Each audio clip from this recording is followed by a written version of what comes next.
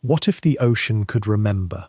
What if the salt spray that strikes the concrete walls of a forgotten fortress carries within it not just the erosion of stone, but the echoes of men and machines that once moved through darkness, pursuing and fleeing across the cold Atlantic waters? Tonight, we'll trace those echoes backward through time, to a place where the land meets the sea near La Rochelle in France, where something monumental sleeps beneath the waves of history. Picture, if you will, the Atlantic coastline as it exists in darkness. The hour is somewhere between midnight and dawn, that threshold where the boundary between waking and dreaming grows thin. The tide moves with its ancient patience, rolling against the rocks and sand with a rhythm that has remained unchanged for millennia, indifferent to the structures humans have built upon the shore. Salt air rises from the water, carrying with it the mingled scents of kelp and stone, and something older still, the mineral breath of the deep. If you were standing there now, in that darkness, you would hear only the murmur of waves, the occasional cry of a night bird, and perhaps the creaking of some weathered mooring, or the soft collision of water against wood. But if your eyes were to adjust to that darkness, if you were to let them wander across the horizon where land and water become indistinguishable, you would begin to perceive a shape. It rises from the shoreline like the carapace of some vast creature half buried in the earth, a massive silhouette of concrete and steel, so monumental in scale that it seems almost impossible that human hands alone could have built such a thing. The bunker at La Pallice, it would reveal itself to you slowly, first as a shadow, then as a weight against the dark sky, a fortress that has stood for more than 80 years now, bearing witness to a war that reshaped the world and a chapter of history that few stop to contemplate. This is a place where technology and human determination collided with the forces of nature and the machinery of modern warfare, and where the story we're about to enter is one of strategy, endurance, and an eventual silence that speaks louder than any battle cry. If you find yourself drawn to the quieter depths of World War II history, to the stories of coastal fortifications and the men who built them, who served within them, and who ultimately surrendered them when the world moved on, I'd encourage you to subscribe to this channel. We create long-form, calm documentaries that journey deep into the lesser-known corridors of military history, the bunkers, the bases, the hidden infrastructure of conflict, and we do so in a way designed to settle the mind and guide you toward the kind of restful sleep where learning and rest become intertwined. This is the first of those journeys, and it is the history of the U-boat base at La Pallice, the last fortress to surrender. Let us begin with geography, because geography is destiny. La Pallice is not a place that announces itself to the casual observer. It lies on the Atlantic coast of France, a working harbour adjacent to the city of La Rochelle, which itself is a place of considerable age and character. La Rochelle had been, for centuries before the German occupation, a centre of maritime commerce, a port where ships arrived laden with goods from across the Atlantic and the Mediterranean, where merchants and sailors moved through narrow streets, where the rhythm of trade and tide had shaped an entire culture. La Pallice, technically, is a district of La Rochelle, sitting slightly to the north, where the harbour opens toward the sea. Before 1940, before the world became divided by war, La Pallice was simply another working port, unremarkable perhaps to those passing through, but vital to the region's survival and prosperity. It was not a place that seemed destined for transformation into one of Nazi Germany's most heavily fortified U-boat sanctuaries. And yet, when the German military machine turned its gaze westward in 1940, when France fell in a matter of weeks and the Atlantic coast of France came under German control, the calculations of war immediately identified La Pallice as a location of supreme strategic value. Imagine, for a moment, the perspective of those military strategists studying maps in Berlin. The Atlantic Ocean stretched before them, vast and uncontrolled. But scattered across that ocean were the merchant vessels of Britain and the growing industrial capacity of the United States. To interfere with those supply lines, to strike at the commerce that kept Britain alive and that increasingly sustained the Allies across the Atlantic, Germany needed bases. Germany needed submarines, lots of them, and the submarines needed shelters, places where they could be serviced, resupplied, and defended. La Pallice offered something precious. It was a deep-water harbour, capable of accommodating large vessels. It was relatively sheltered, protected by geography from the worst ravages of the Atlantic's temperamental moods. It lay within striking distance of the Atlantic shipping lanes, where merchant convoys moved between North America and Britain. And it was, from the German perspective, defensible, far enough from Britain that the Royal Air Force would struggle to strike it with regularity and impunity, yet close enough to the Atlantic that U-boats could sortie from their berths and reach the hunting grounds within a matter of hours. The Kriegsmarine, Germany's naval command, made its decision.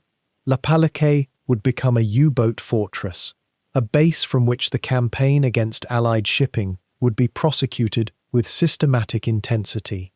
What would be required, of course, was an enormous undertaking, the construction of submarine pens, of dry docks, of storage facilities and barracks, all of it hardened against the bombing that would surely come once the Allies understood what was being built. The concrete that would form the roof of the main submarine pen would, when finished, measure nearly 7 meters thick. Do pause for a moment and consider that. 7 meters. That is more than 20 feet of solid reinforced concrete, layered and engineered to withstand the impact of the heaviest bombs that the Allied air forces could drop from the sky. And this would not be a small structure. It would be vast, capable of accommodating multiple submarines simultaneously, offering them shelter and the ability to be serviced while protected from the elements and from air attack. To build such a thing required not merely materials and engineering expertise, but an enormous supply of labor, tens of thousands of workers, many of them conscripted, many of them forced, many of them drawn from the French population itself, who would labor under coercion and constraint. This, then, is the story we are settling into tonight. Not a comfortable story, perhaps, but a necessary one. It is the history of La Pallice, from its transformation into a fortress, through the tense years of submarine warfare, the mounting air raids, the gradual turning of the tide of war, and finally, to the extraordinary moment when, long after most of France had been liberated, when the war in Europe was nearly finished, the garrison at La Pallice held on. They remained in their fortress. They refused to surrender even as the world changed around them, and in doing so, they created one of the final chapters of World War II in Western Europe, a chapter that deserves to be remembered, quietly and carefully, as we trace the arc of history backward through time and arrive at the beginning.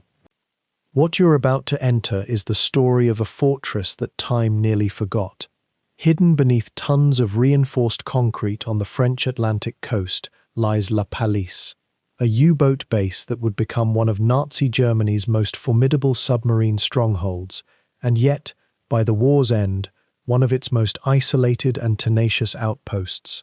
This is not a tale of swift victories or dramatic escapes.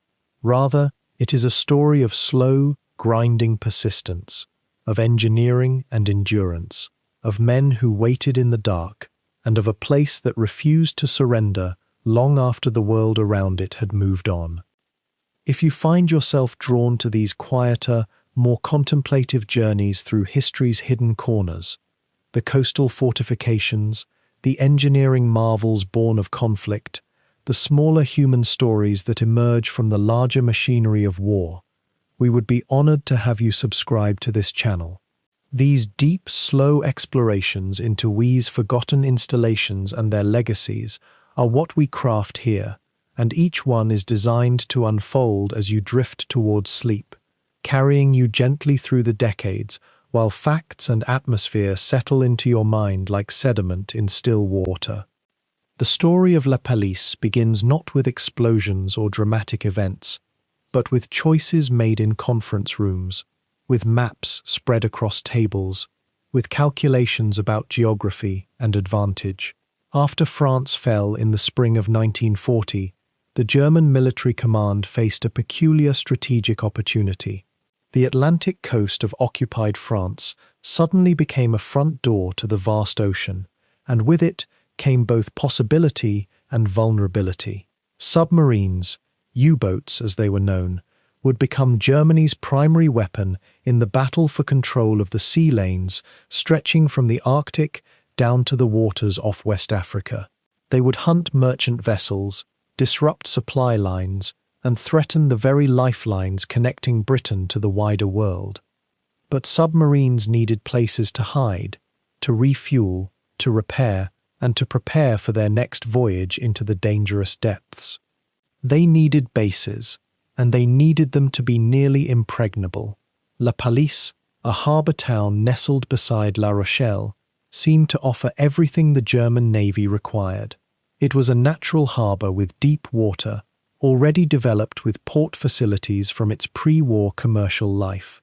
It was situated at a position where submarines could slip out into the Atlantic with relative ease, and it was far enough from the English coast that the journey to and from patrol areas could be made without constant harassment. The choice to establish a major U-boat base here was not made hastily. Strategic planners understood that what they were about to undertake would require vast resources. It would demand the conscription of labor, the importation of massive quantities of materials, and a construction effort on a scale that most ports had never witnessed. But the payoff, they believed, would be immeasurable. A hardened bunker, nearly invisible from the air and impervious to conventional bombing, would provide the Kriegsmarine, the German Navy, with a virtually unsinkable platform from which to wage its underwater war. Consider for a moment the engineering puzzle this presented. How do you build a structure capable of withstanding thousands of pounds of explosive force per square meter?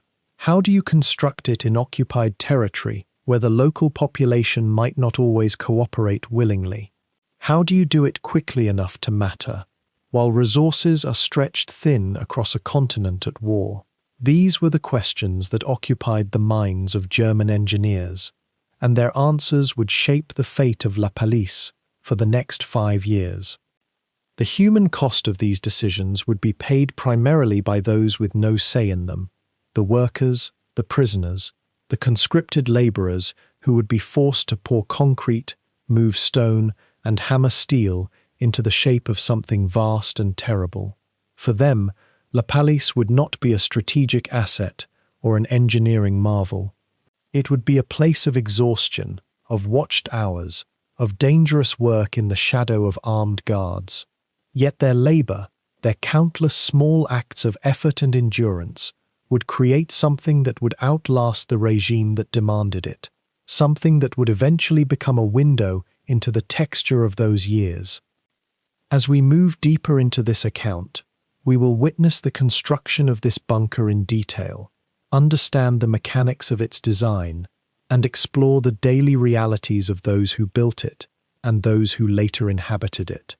We will follow the submarines that came to shelter within its pens, trace their missions into the Atlantic, and witness both their triumphs and their losses. We will see how the fortress withstood one of the most sustained bombing campaigns ever directed at a single installation, and we will arrive, at last, at that final chapter when it all came to an end, when a small garrison of Germans found themselves cut off from the collapsing Reich, defending a fortress that no longer mattered to anyone, in a war that had already been decided elsewhere. But before we reach that denouement, we must first understand the place itself and how it came to be.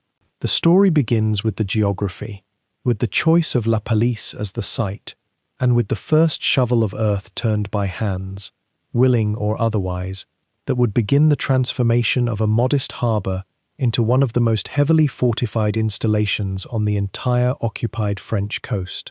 That, then, is where we venture next. The harbour at La Pallice has known many names across centuries, sometimes called the outer port of La Rochelle, sometimes simply the anchorage where deep water reaches close enough to the French Atlantic coast to make ships feel almost cradled by the land itself. Before the war, before the concrete and the steel, it was something quieter altogether. Fishing vessels moved through the channels. Merchant ships from across Europe brought wine and salt and timber, the rhythms of commerce older than nations, governed by tide and season rather than decree. The harbour sits sheltered, you see, protected from the Atlantic's roughest temperaments by a gentle curve of coastline, and this geography, this simple accident of stone and sand accumulated over millennia, would prove fateful when the world changed in the spring of 1940. To understand why the German Navy turned their attention toward La Pallice, it helps to imagine the Atlantic through their eyes. In that moment of unprecedented victory, France had fallen. The entire western coastline of Europe, from the Spanish border to the English Channel, now lay under German control or influence. For the first time in modern history, the Wehrmacht stood facing the open ocean, and the Kriegsmarine, the German Navy, saw in this geography a transformation almost miraculous.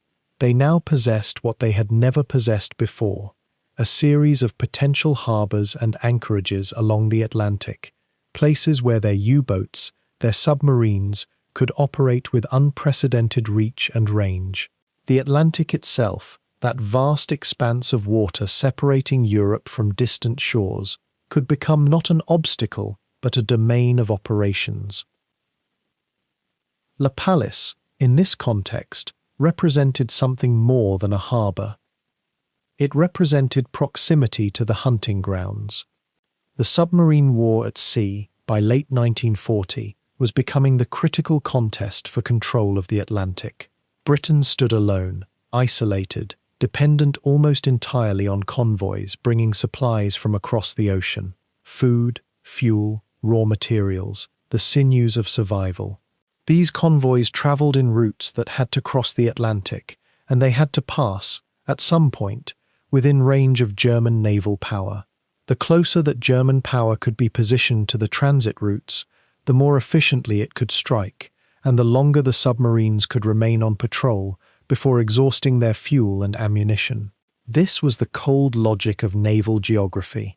La Pallice offered several advantages that made it attractive to German planners. First, it was relatively protected. The harbour itself, shielded by the curve of the coast, offered some natural security against naval attack. Second, it was positioned a few hundred kilometres north of the Spanish border, well south of the English Channel, at a kind of geographic sweet spot. Submarines operating from La Pallice could venture into the Atlantic and reach the convoy routes without consuming excessive fuel, simply travelling to and from base. Third, the harbour had existing infrastructure. There were docks, repair facilities, storage buildings, the bones of a working port that could be repurposed and expanded. But there was something else too, something less immediately obvious, but perhaps equally important. La Pallice and the broader region around La Rochelle had an uncertain future in German eyes.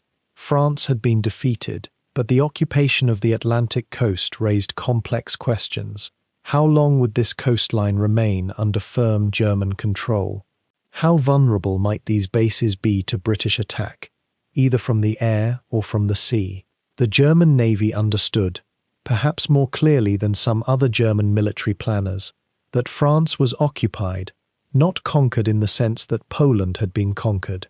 There remained the possibility of instability, of resistance, of the situation shifting. This uncertainty, paradoxically, made the choice to invest heavily in fortification at La Pallice seem not just reasonable, but necessary.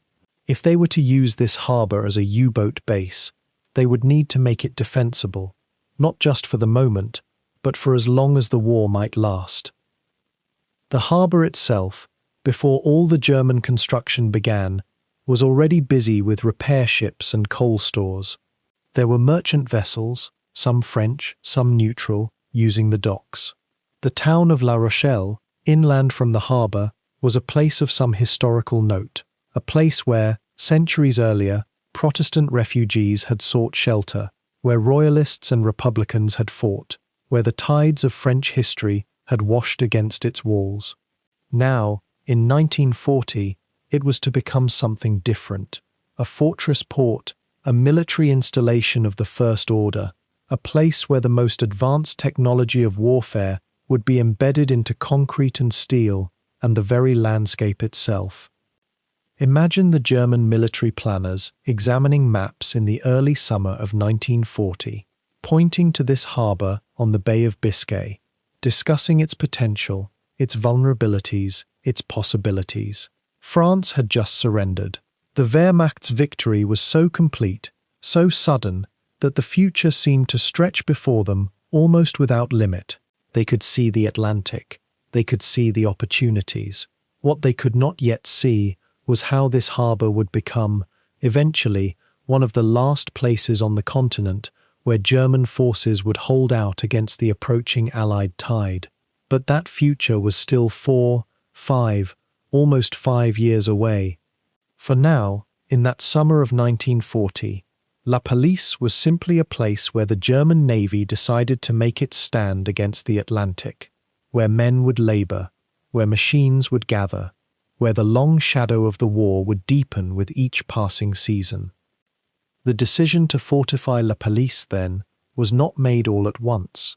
It emerged gradually, shaped by strategic calculation, by the geography itself, by the resources available, by the peculiar confidence of a military power that had just achieved the seemingly impossible.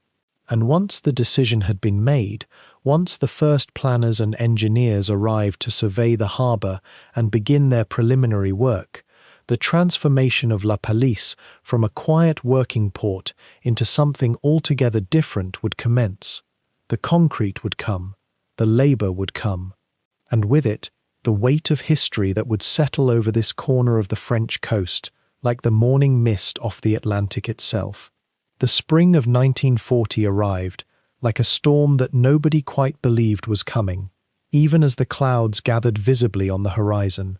In May, the German army wheeled westward through Belgium and the Netherlands with a speed and coordination that shattered the assumptions of an entire continent. The French, who had spent 20 years fortifying their northern border against a return of German aggression, found themselves outflanked by a strategy they had not anticipated. Within weeks, the great armies that were meant to defend the nation had crumbled or been surrounded, and by early June, Paris itself lay open to occupation. The armistice that followed was, for France, a national catastrophe.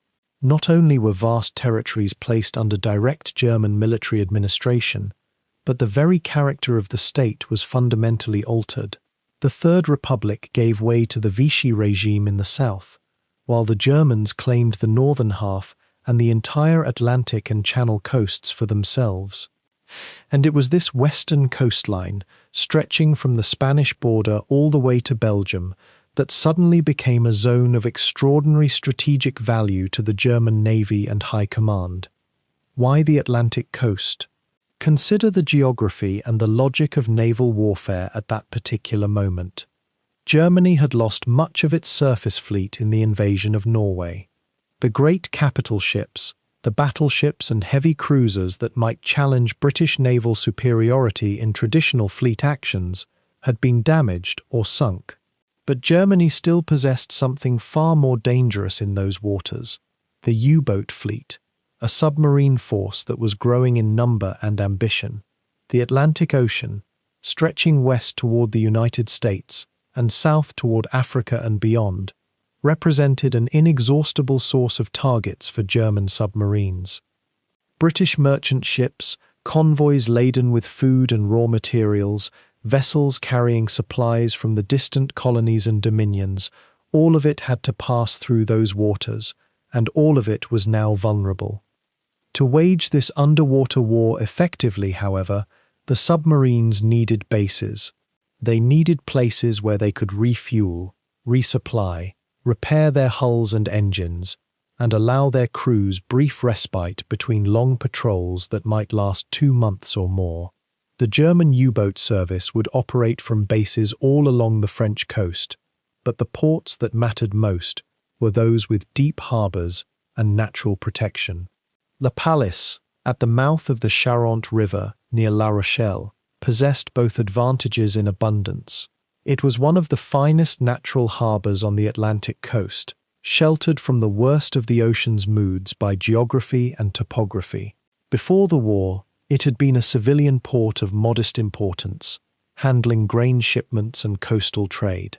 Now it would become something far more consequential, the primary operations base for German submarines in the Bay of Biscay. The strategic logic unfolded with a certain grim inevitability. If the Germans could strangle British maritime traffic, if they could sink enough merchant vessels faster than the British could replace them, and kill enough crews to demoralize the civilian populations of the home islands, then Britain would be forced to negotiate, to seek peace on German terms. This was the grand vision, and it very nearly succeeded. The U-boats operating from La Pallice and the other French bases would, over the course of the war, send millions of tons of shipping to the bottom of the Atlantic. They would kill thousands of sailors, civilians, and soldiers. The Battle of the Atlantic, as it came to be called, would rage for nearly 6 years, and in those early months of 1940 and 41, when German submarines seemed to prowl the Western Ocean almost without opposition, the future of Britain and the entire free world seemed genuinely uncertain. But to make this submarine offensive possible, the Germans needed infrastructure on a massive scale. You could not simply park a submarine in an open roadstead and hope for the best. The vessels needed protection from air attack, from the heavy guns of enemy warships, from the elements themselves. They needed repair facilities with skilled workers, workshops to fabricate replacement parts, fuel storage depots, ammunition magazines, and living quarters for the crews. Most critically, they needed covered shelters, pens and bunkers, where the submarines could be serviced and protected from bombardment. The open ports of France would not suffice. The Germans would have to build something new, something unprecedented in its scale and ambition. This realization, crystallizing in the minds of German planners in the summer and autumn of 1940, would set in motion a vast construction effort. The Atlantic coast of France, from the moment of German occupation onward, would become a landscape transformed by concrete and steel, by the labor of hundreds of thousands of workers toiling under the direction of a single vast organization, an entity so powerful and so encompassing that it would reshape the physical reality of the entire region. The story of that transformation, and of the fortress that would rise at La Pallice, encompasses all of the ambition, desperation, ingenuity, and suffering that characterized the German war effort in those years. It begins, as so many things do, with an idea and an order, and unfolds across time in ways that nobody could have fully foreseen, even as the machinery of occupation began to settle into place across occupied France. What became clear to the German High Command almost immediately after the occupation of the French Atlantic coast was that conventional port facilities would never survive what was coming. The Royal Air Force, already demonstrating an appetite for precision bombing, would eventually turn its full attention to any harbour where U-boats sheltered. And so the decision was made, not by the Navy alone, but by the vast apparatus of Nazi industrial organization, to build something unprecedented. Not a port, a fortress, a submarine bunker so massively reinforced that it might withstand the heaviest bombs the Allies could drop. This monumental task fell to an organization that had grown into one of the most powerful institutions in Nazi Germany, Organization Todt, named after its founder Fritz Todt, a brilliant engineer who had already overseen the construction of Germany's Autobahn network and military fortifications along the Rhine. Though Todt himself died in an air crash in 1942, his organization lived on, expanding into something closer to a vast parallel state within the Nazi apparatus. By the early 1940s, Organization Todt employed millions of workers, some voluntary, many not. It was, in essence, the machinery through which Nazi Germany would reshape the landscape of occupied Europe. The decision to construct the Pallice U-boat bunker came sometime around 1941, when German planners recognized that La Rochelle's natural harbor, deep and sheltered, could become one of the Atlantic coast's most valuable strategic assets. But the existing facilities were vulnerable, exposed. What they envisioned was extraordinary, a massive reinforced concrete structure, built partially above ground but heavily armored, with enough capacity to shelter multiple U-boats simultaneously while they underwent repairs, resupply, and maintenance. The bunker would need to be large enough to house dry docks where submarines could be hauled out of the water for hull repairs, serviced, and readied for patrol. It would need workshops, ammunition stores, fuel storage, and quarters for crews. And it would need a roof so thick, reinforced with so much steel and concrete, that it might shrug off aerial bombardment. To build such a thing required resources on a staggering scale, thousands upon thousands of tons of concrete, steel reinforcement, lumber for formwork. And most crucially, it required labor, far more labor than could be recruited from the local French population, even under duress. And so Organization Todt, in its characteristic manner, began the process of gathering workers from across occupied Europe. The machinery of conscription was put into motion. Able-bodied men from France certainly, but also from Belgium, the Netherlands, and Poland were selected, or rather, taken, for work assignments in the Atlantic coast fortifications. Some came as prisoners of war, their labor a continuation of their captivity. Others came as civilians conscripted under occupation laws. Still others arrived as deportees, sent west from Eastern Europe under the Nazi labor allocation system. They were not volunteers, not in any meaningful sense. They came because they had no choice. By 1942, the construction effort at La Pallice was underway in earnest, and the number of workers swelled into the thousands. The scale of the undertaking was so massive that it dwarfed most civilian construction projects. The sheer volume of material that had to be moved, gravel, sand, cement, steel, required dedicated logistics. Supply lines were established. Transportation networks were reorganized. The entire harbor district became a vast construction site, noise and dust rising from dawn until dusk. The work itself was brutal, and it is important to say so plainly. Workers labored in all weather, often in conditions of profound hardship. Safety standards, by modern understanding, were non-existent. Men worked at heights, around heavy machinery, with inadequate shelter from wind and rain. The food rations allocated to construction workers were meager, sufficient to keep them alive and working, but little more. Housing was cramped and unsanitary. Supervision was harsh, discipline swift and often cruel. And hovering over all of it was the understanding that this work was being done to advance the military capabilities of the Nazi regime, to build the instruments of war that would enable Germany to continue its conquest of Europe and the attempted extermination of its enemies. Yet what is also worth noting, with a certain quietness, is that among the workers were men of conscience, men from the local population who understood what was being built, and for whom, but who had no power to refuse. There were also moments of small humanity, a foreman who looked the other way when a worker sat down for a moment's rest, a kitchen worker who added a little extra to a prisoner's ration, a fellow laborer who shared tobacco or a scrap of bread with a man who was suffering. History often fixes on the grand and the terrible, but the smaller instances of human dignity persisting in the shadows of coercion are just as real, even if they are harder to document. The construction progressed through 1942 and into 1943, advancing in phases. The foundation work came first, massive excavation to prepare the ground, reinforcement of the harbour bed itself. Then came the frameworks, the intricate network of steel rebar that would form the skeleton of the bunker, and then, in wave after wave, the concrete poured. Concrete mixed from vast batches, transported in barrows and buckets, poured by hand into forms.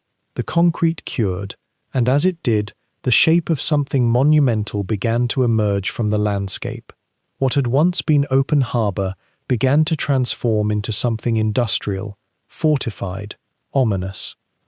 By the time the first submarine pens were functional, in late 1943, the La Pallice bunker had become one of the most substantial military construction projects undertaken anywhere on the French coast.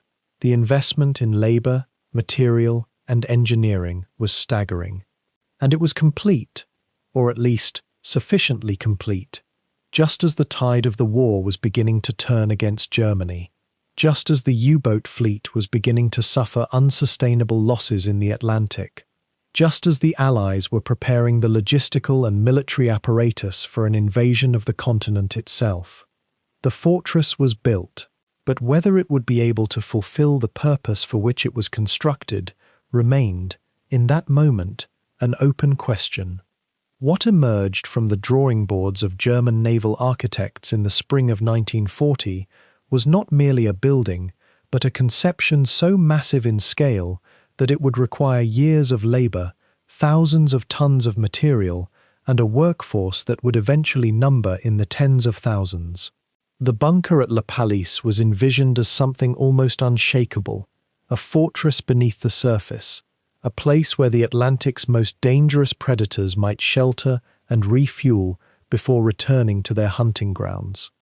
The reinforced concrete roof alone stands as a testament to German engineering ambition during those years.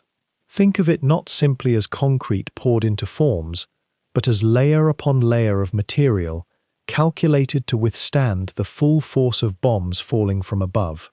The thickness varied across different sections of the massive structure, but in the most heavily protected areas, the concrete ceiling rose to heights of nearly 7 meters, that is, more than 20 feet of solid, reinforced concrete, dense and unyielding. Within that concrete, steel reinforcement formed an intricate lattice, designed by engineers who understood that concrete alone, no matter how thick, could fracture under the shock waves of high explosive detonations. The steel would bend, absorb, redistribute the force across broader surfaces, allowing the structure beneath to survive impacts that would obliterate conventional buildings in an instant. The architects designed not one massive chamber, but rather a series of interconnected compartments and passages. Picture, if you will, a vast underground warren of spaces, each serving its particular purpose. The dry docks formed the heart of the facility. These were cavernous basins where submarines could be hauled up out of the water for inspection, repair, and maintenance. A U-boat sitting in a dry dock was vulnerable, certainly, immobilized and exposed to whatever repairs or modifications the flotilla might require. The docks themselves were enormous, capable of accommodating multiple vessels simultaneously, their concrete floors sloping gently to allow water to drain when the ballast gates were closed. Once the water receded, a submarine would rest on wooden cradles, its hull supported and stabilized, while dock workers and engineers swarmed over every surface with welding torches, replacement parts, and fresh supplies. The pens extended outward from these dry docks in multiple directions. These were not simple shelters, but rather individual underground chambers, each designed to cradle a single U-boat, protecting it from air attack while allowing relatively rapid deployment. The entrances to these pens were submerged. This is an important detail to hold in mind, meaning that a submarine could slip in and out of its pen while remaining largely beneath the surface of the harbour, invisible to aircraft overhead. The concrete construction of these pens was often somewhat lighter than the primary roof, which made sense from an engineering perspective. The pens themselves were not expected to withstand direct hits. Rather, they were designed to provide protection from blast effects, fragmentation, and the more diffuse destructive forces that radiated outward from bomb impacts nearby. Throughout the bunker complex, a labyrinth of corridors connected the various functional areas. Ventilation shafts, themselves reinforced and protected, drew fresh air down into the depths, providing oxygen to the crews who worked within, to the officers who occupied small quarters, and to the machinery that kept the facility running. Water lines, fuel lines, compressed air systems, and electrical conduits snaked through these underground passages. The complexity of these support systems was extraordinary. A functioning U-boat base was not merely a garage, it was a small city, requiring constant supplies of fresh water, diesel fuel, food, munitions, spare parts, and 100 other commodities. The sheer volume of concrete involved staggers the imagination even now, decades later. The German authorities estimated that the construction would require hundreds of thousands of cubic meters of concrete. Some sources suggest figures approaching 500,000 cubic meters when accounting for the entire fortified zone surrounding the base. To visualize what this means, imagine filling an Olympic-sized swimming pool, which holds 2.5 million liters, and then imagine filling such a pool more than 100 times over. This was not a task that could be accomplished in weeks or even months. It was a multi-year undertaking, a sustained industrial effort that would consume enormous quantities of cement, sand, gravel, steel reinforcement bar, and fuel for the mixing and transport equipment. The manpower requirements were equally staggering. By some estimates, the La Pallice construction project employed or conscripted between 30 and 40,000 workers at its peak. Many of these were French labourers, sometimes voluntary, sometimes coerced by the occupation authorities, sometimes simply desperate for work and wages in a collapsing economy. But the workforce also included prisoners, captured soldiers, political prisoners, and, as the war progressed, individuals conscripted from other occupied territories.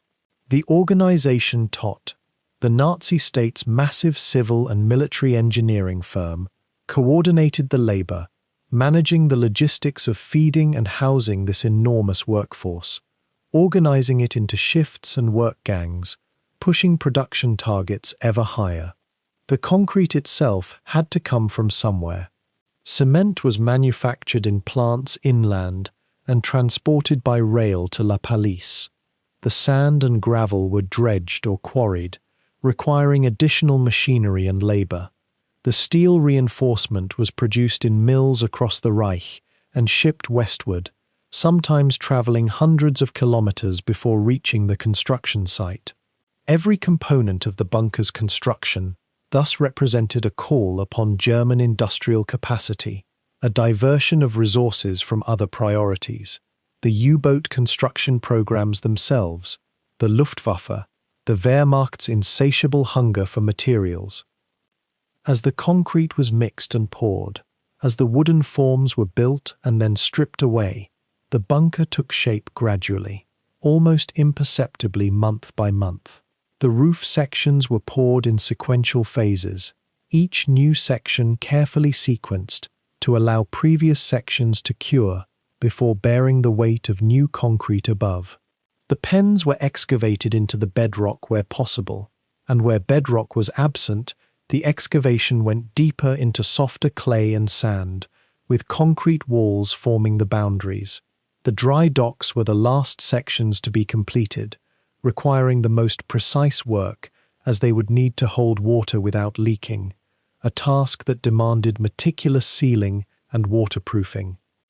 What is perhaps most remarkable about this engineering achievement is that it was being undertaken while the war itself was consuming German resources, demanding constant attention and constant sacrifice.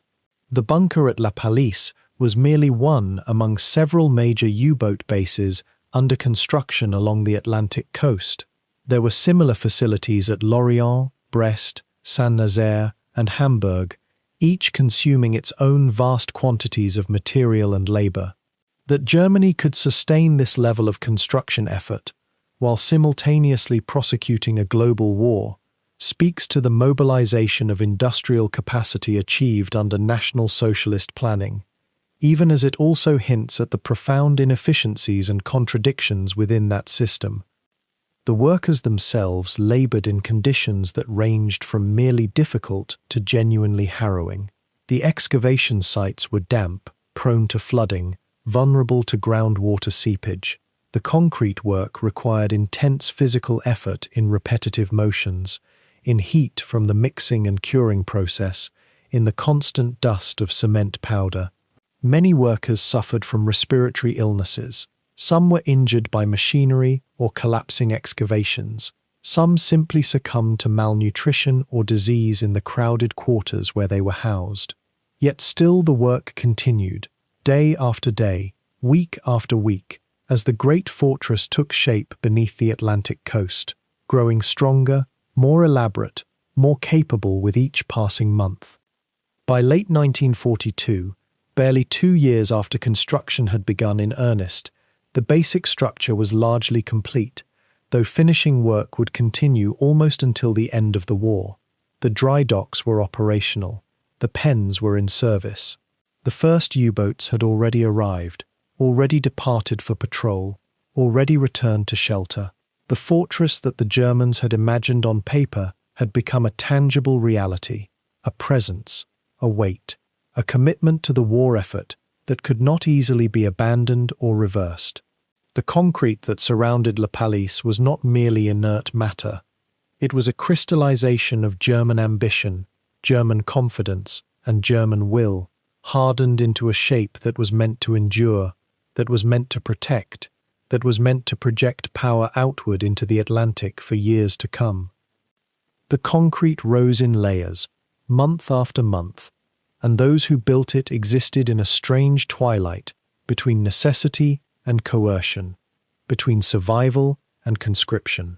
The labor force that transformed La Pallice was never uniform, never entirely willing, and the records that remain speak only in fragments, logbooks, testimony from survivors, and the testimony of the bunker itself, which still bears the marks of countless hands. In the earliest phases of construction, some workers came as volunteers, drawn by wages that seemed generous in an occupied France where money itself felt uncertain. These were men from La Rochelle and the surrounding ports, stonemasons and carpenters and labourers who understood dock work, men whose skills were needed and whose proximity made them obvious choices. But as the project grew in scale and ambition, as the organization TOT's appetite for manpower expanded beyond what willing recruitment could provide, the distinction between volunteer and conscript began to blur and then to disappear entirely. The Service du Travail Obligatoire, the STO, France's compulsory labor service, would eventually pull millions of French workers into Germany's war effort, but the coastal fortifications demanded hands immediately, and so local men found themselves requisitioned for construction crews by decree rather than choice. They were given work assignments, transportation to the site, and minimal accommodation. Some lodged in nearby buildings hastily converted to barracks. Others commuted daily from La Rochelle itself, cycling or walking to the bunker complex in the pale morning light, and returning in darkness, their bodies accumulating the particular exhaustion that comes from repetitive, heavy work in cold, damp conditions. The concrete pours themselves were brutal exercises in coordination. Imagine standing waist-deep in the mist that rises from freshly mixed cement in cooler months, passing buckets, smoothing forms, waiting, always waiting for the next section to set before the next wall could rise. The work was not skilled in the way a cathedral's stonework required skill, but it demanded stamina and precision, and mistakes meant delays, and delays meant pressure from the German supervisors, the Baudienster specialists who had come with organization tot to oversee the project. There are accounts, scattered through survivor testimonies, of men collapsing from exposure and exhaustion, of inadequate rations, of watches and jewelry taken as security against unauthorized absence. Among the workforce were also prisoners, men drawn from French prisons and detention camps, men whose legal status offered them even fewer protections than conscripted civilians. They were housed separately, under heavier guard, and the work assigned to them was often the most dangerous: excavation in unstable soil, exposure to chemical agents used in concrete treatment, the grueling night shifts when floodlighting allowed the work to continue without pause. One cannot say with certainty how many such men passed through La Pallice during the bunker's construction, for the records were not always kept with accuracy, and some prisoners were transferred to other installations or disappeared into the broader machinery of French occupation without clear documentation. The food situation was a constant, grinding hardship. Standard rations were calculated to provide sustenance sufficient for the work demanded, but in practice, they often fell short of adequacy. Bread, thin soup, occasionally a small portion of salted fish or preserved meat.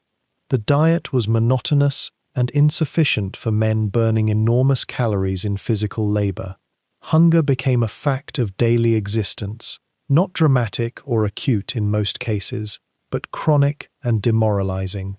Men began to trade whatever they possessed with local residents for extra bread or vegetables. Some were permitted, or managed, to receive packages from family. The difference between adequate and inadequate ration could determine whether a man's strength held or gradually declined. Yet there was, in the midst of this system of coercion, a strange and paradoxical normality. Men worked alongside men. They developed the quiet camaraderie that forms among people bound by shared hardship, developing signals and rhythms that helped the work proceed. There are accounts of German overseers who were brutal and distant, and others, perhaps more common than the historical record always suggests, who were simply present, indifferent, willing to tolerate minor infractions or a slowed pace if the work continued. And there are deeply buried testimonies of small resistances, a tool deliberately lost, a measurement slightly miscalculated, a night's work slowed by an inch or two, meaningless individual acts but performed nonetheless. The women who worked on the bunker, and there were some, though fewer than men, occupied a separate, more precarious position. They were sometimes assigned to clerical work or the preparation of materials, but some were also conscripted directly into construction labor, and the accounts suggest that their presence complicated the already complex dynamics of a workforce living in close, uncomfortable quarters. The gender ratio shifted month by month, and the records from these years are sparse and often contradictory about their actual numbers. As the war deepened and German manpower needs became more desperate, Organization Tot began to recruit or requisition workers from Allied nations, from territories under German control, and from populations considered racially acceptable for such work.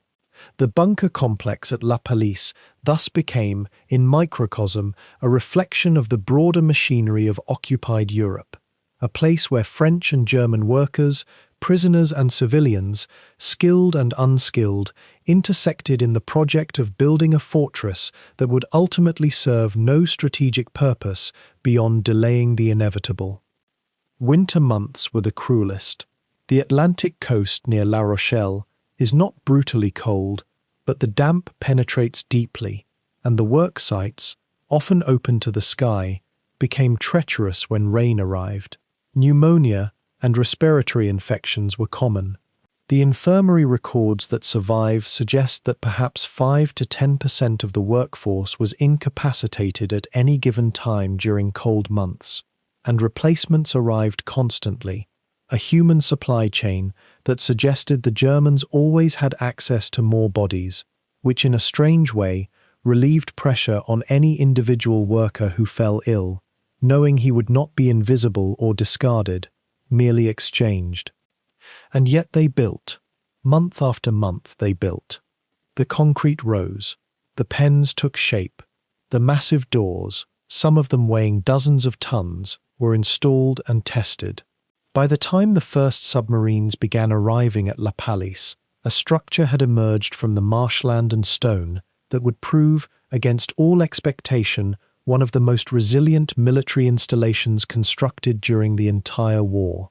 The men who built it would disperse, many returning to civilian life, others remaining in military service, some disappearing into the broader tragedy of the war's final years. But the bunker remained, a physical monument to thousands of hours of labor performed under duress, under hunger, under the particular kind of exhaustion that comes when one has no choice but to continue. The bunker was built, and the harbour was waiting. By the spring of 1942, as the last tons of reinforced concrete were settling into place, as the final workers were being cleared from the construction sites, the real purpose of La Pallice began to reveal itself. The vast concrete pens, the dry docks, the intricate passages carved into the harbour's edge, they were not merely strategic installations, they were homes, of a kind, for something entirely different from what the Atlantic coast had ever known. They were homes for the U-boats, those grey submersibles that had haunted the waters offshore for years, and now they would have a fortress from which to operate. The arrival of the submarines themselves was a gradual affair, nothing announced or celebrated openly. They came in through the dark waters of the harbour in the pre-dawn hours, guided by pilots who knew the treacherous approaches intimately. The first of the U-boat flotillas to make La Pallice their permanent base was the third flotilla, formerly known as the Three Unterseeboots Flotilla, and with them came a transformation that would define the next 3 years of the port's occupation. The third flotilla was not the oldest, nor the largest, but it would become one of the most storied of the German submarine forces, and La Pallice would be inextricably linked to its history. The flotilla had been transferred to La Pallice from other stations along the coast and across the wider Atlantic frontier. They brought with them not merely their submarines, though the submarines were the heart of everything, but the entire infrastructure of a military organization. There were officers and men by the thousands. There were supply vessels, repair depots, fuel reserves, spare parts catalogued in meticulous German order. There were the ratings and deck crews, the stokers and torpedo mechanics, the radio men and hydrophone operators who would spend their working hours in these pens and bunkers, maintaining the vessels between patrols. There were the officers who commanded, men whose names would appear in war records and memoirs, some decorated, some ultimately lost to the sea they had sought to control. One might imagine what it must have felt like when the first U-boat, and the precise vessel is less important than the moment itself, nosed into one of those enormous concrete pens for the first time. The boat was perhaps 100 meters long, a marvel of submarine engineering, with a hull designed to withstand the crushing pressures of the deep Atlantic, with torpedo tubes in bow and stern, with periscopes and radio aerials, all of it crowded into a space so confined that the men who served aboard barely had room to turn around. Now it was cradled in concrete, drawn up into a pen where the sea itself could not follow. To the men who served in her, this must have seemed almost unreal. Most submarines operated from the open sea or from hastily fortified anchorages. Here at La Pallice, they had an actual fortress, a place where they could be repaired, rearmed, and rest between the terrible voyages that awaited them. The third flotilla eventually came to include dozens of submarines, though not all at once. The boats rotated through La Pallice in a rhythm that became as familiar to the harbour as the tides. A submarine would arrive, damaged perhaps from a recent patrol, her hull scored by depth charges, her crew exhausted from weeks at sea. They would be escorted into the bunker, and immediately the process of restoration would begin. The dockyard workers, many of them French conscripts who had learned their skills in the occupation, would crawl over the vessel like ants, checking seals, inspecting torpedo tubes, replacing worn components. Meanwhile, the crew would rest in the barracks above, eating hot food, sleeping in proper beds, writing letters that might never be delivered. And then, after days or weeks, as the boat was made ready, the crew would be reunited with their submarine, provisions would be loaded, and the orders for the next patrol would arrive. What sort of men served in these U-boats?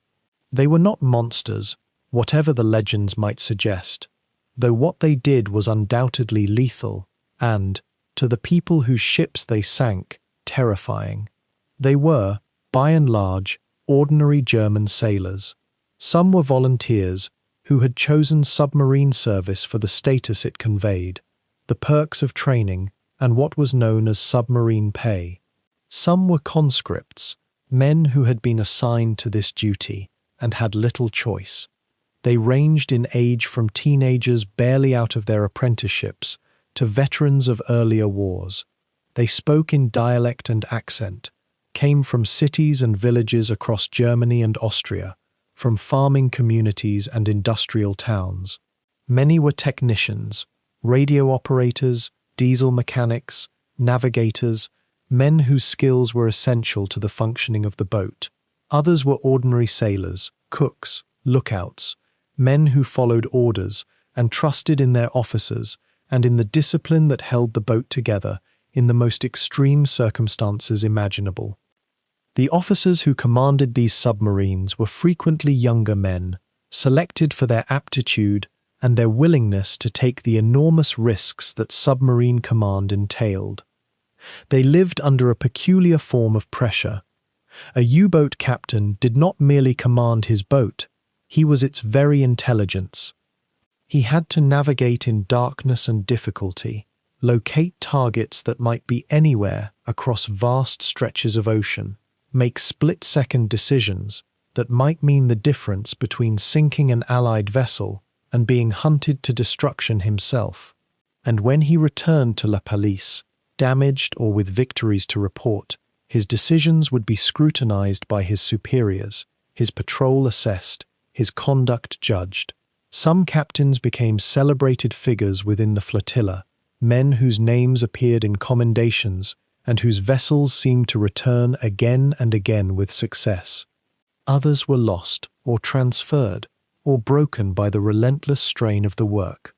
The harbour at La Pallice, in those middle years of the war, must have resonated with an odd mixture of sounds.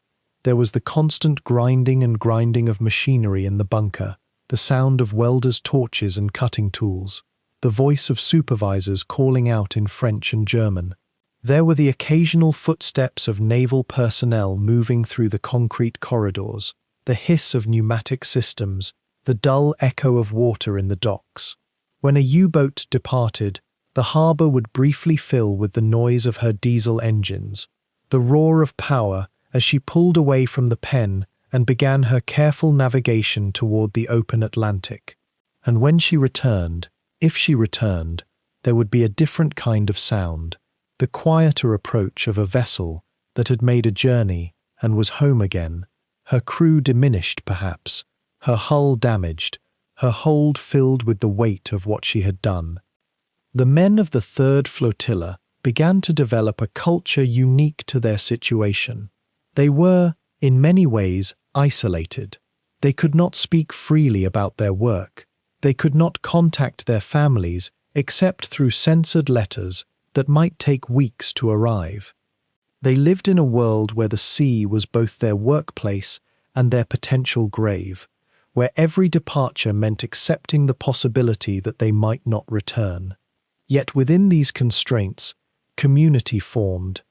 Men who serve together in the tight confines of a submarine develop bonds unlike those in any other military unit.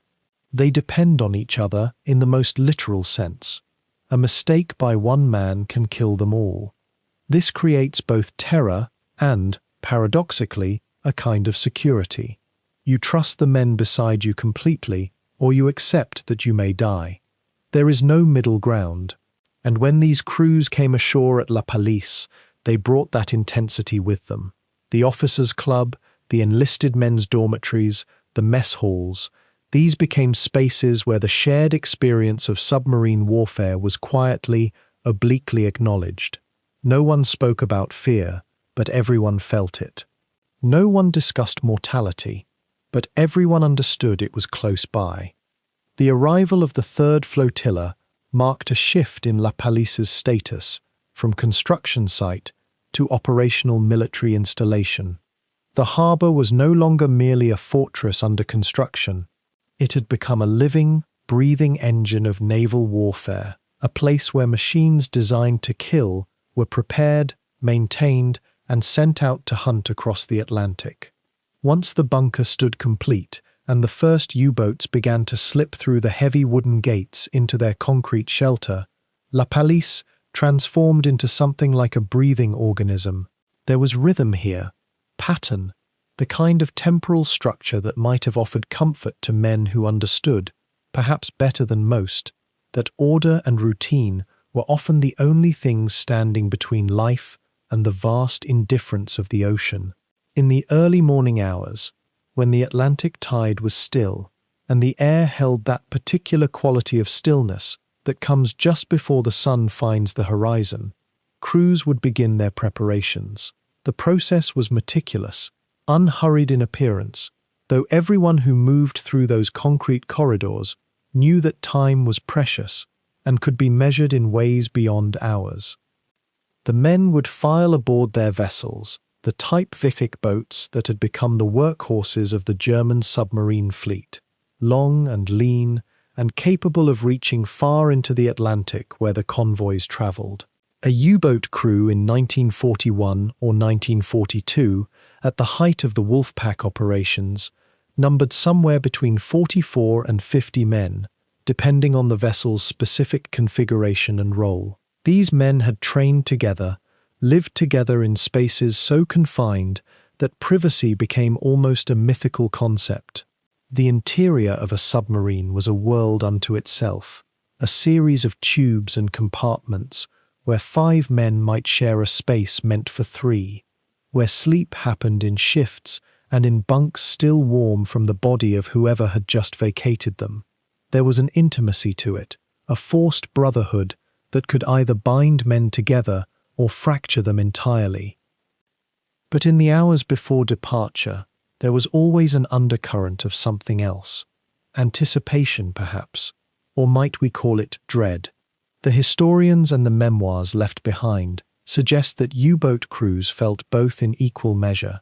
They knew what waited for them in those Atlantic waters. By 1942, by 1943, the convoys were no longer quite so defenseless as they had been in the early years of the war. The Allied escorts grew more numerous, more trained, more equipped with the underwater listening devices and the depth charges that could transform the ocean into something hostile and searching. A captain would stand in the control room as the boat pushed away from the dock, watching the bunker recede behind him, and he would know that this patrol might be routine, or it might be the last thing he experienced. Such knowledge has a particular weight to it. The departure itself, once the boat cleared the protective shadow of the bunker and moved through the harbour toward the open Atlantic, was a moment of profound transition. The submarine would rise through the water column like something being born, breaking the surface perhaps a mile offshore, where the swells began in earnest and the coast fell away. The diesel engines would engage with a particular kind of roar, not loud in any absolute sense, but unmistakable, a sound that would carry across the water and alert any listening Allied aircraft that a predator was leaving port. The captain would stand in the conning tower, exposed to the salt spray and the wind, and breathe the open air one final time before the long descent into the underwater world where he would remain, surfacing only in darkness for weeks at a time. What did those patrols feel like from the inside? The records suggest an odd mixture of monotony and terror, of long stretches where nothing happened, followed by moments of such intensity that men aged visibly in a matter of seconds. A typical Atlantic patrol in the middle years of the war might last 4 weeks, 6 weeks, sometimes longer. The boat would head northwest, into the deeper waters where the great convoys moved in their organized columns, each vessel carrying supplies and troops and material toward Britain or toward the Mediterranean. The U-boat would hunt. The crew would listen through the hydrophones, those underwater listening devices that could pick up the sound of a distant ship's propellers churning through the water. There was an art to this listening, a kind of trained intuition that separated experienced sonar operators from those who were merely competent. They would learn to distinguish the rumble of a heavy freighter from the sharper, quicker sound of a warship. They would recognize the particular acoustic signature of the newer convoy escort vessels, the corvettes and frigates that had been built specifically to protect merchant ships from this underwater menace.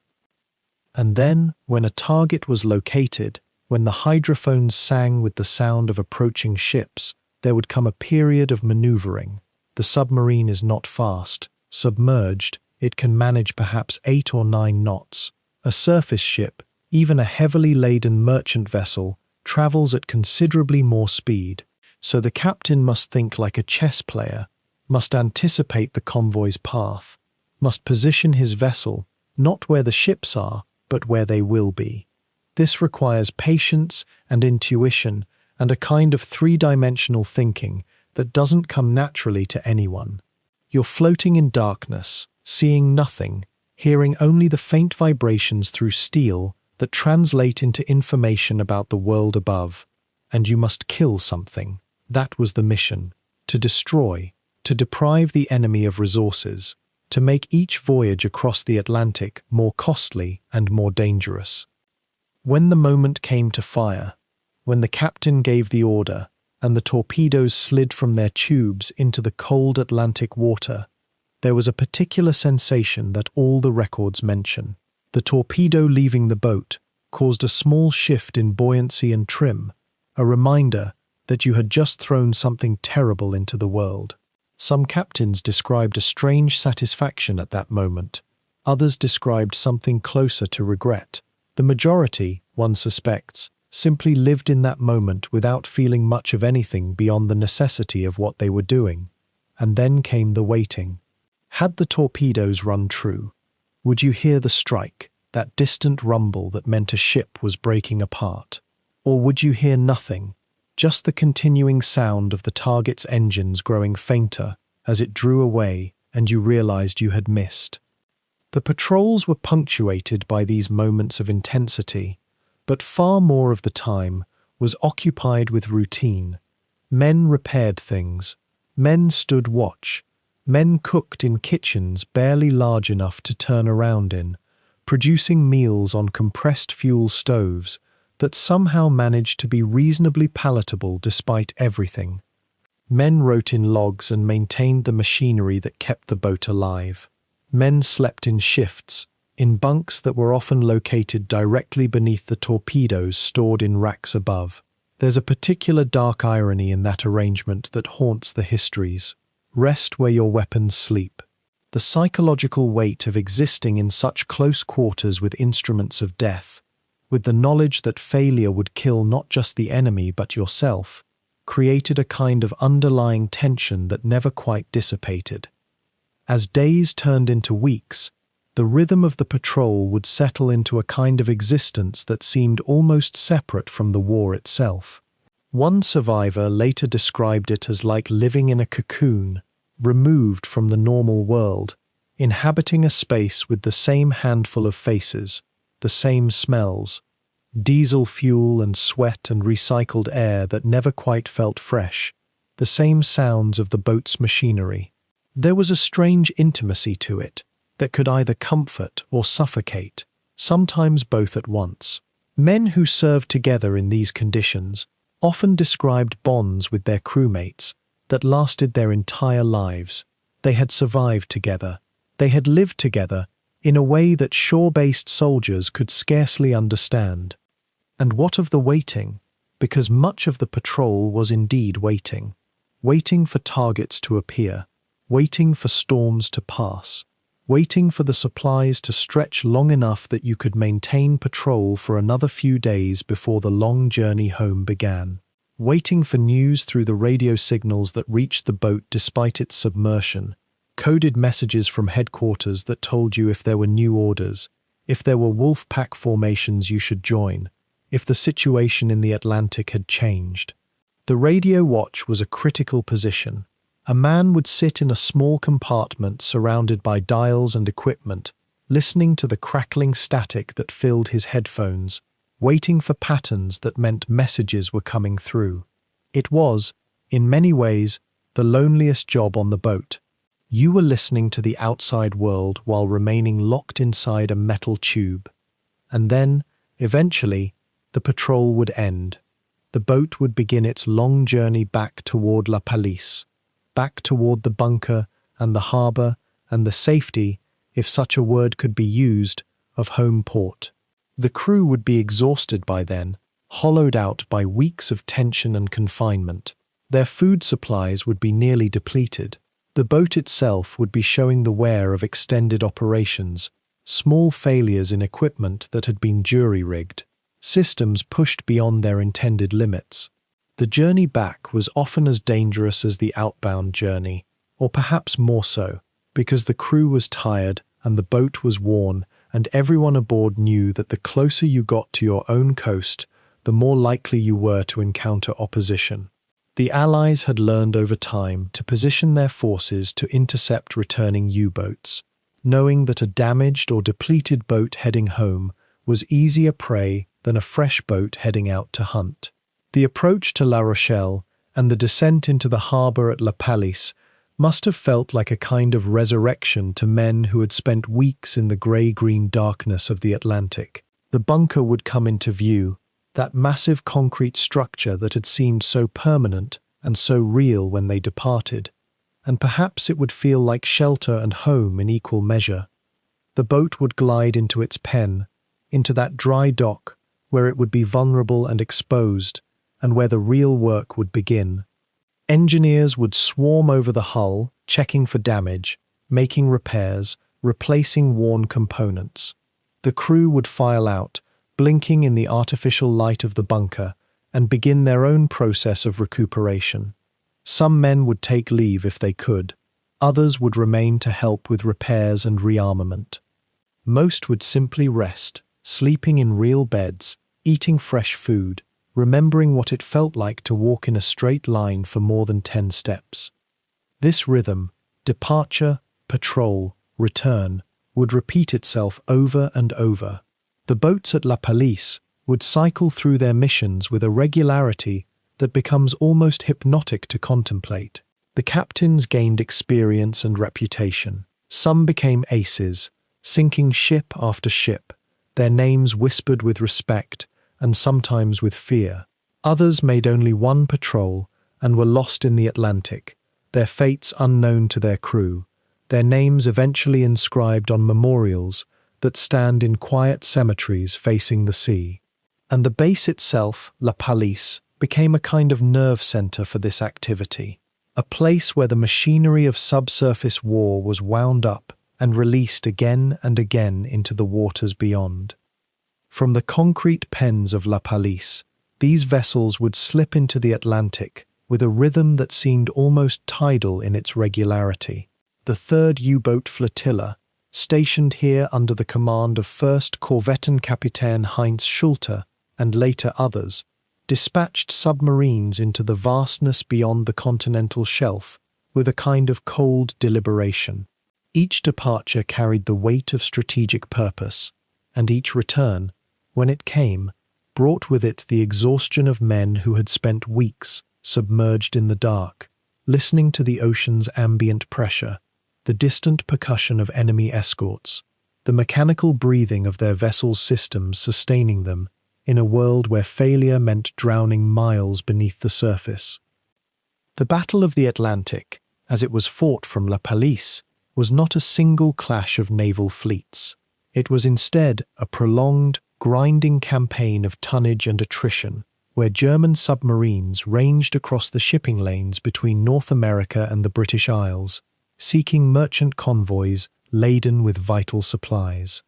The U-boats departing from La Pallice were among the most successful in this long, exhausting struggle. Some of the boats that sailed from these pens would achieve remarkable patrol records, sinking dozens of ships, their commanders celebrated in German naval circles for their skill and aggression beneath the waves. Consider the mathematics of the submarine war. A single successful U-boat patrol might result in the sinking of 5, 10, sometimes more merchant vessels. Each ship destroyed meant supplies that never reached Britain, tanks that would never roll across a desert, ammunition that would never fire, food that would never feed soldiers or civilians. The Germans understood this calculus intimately.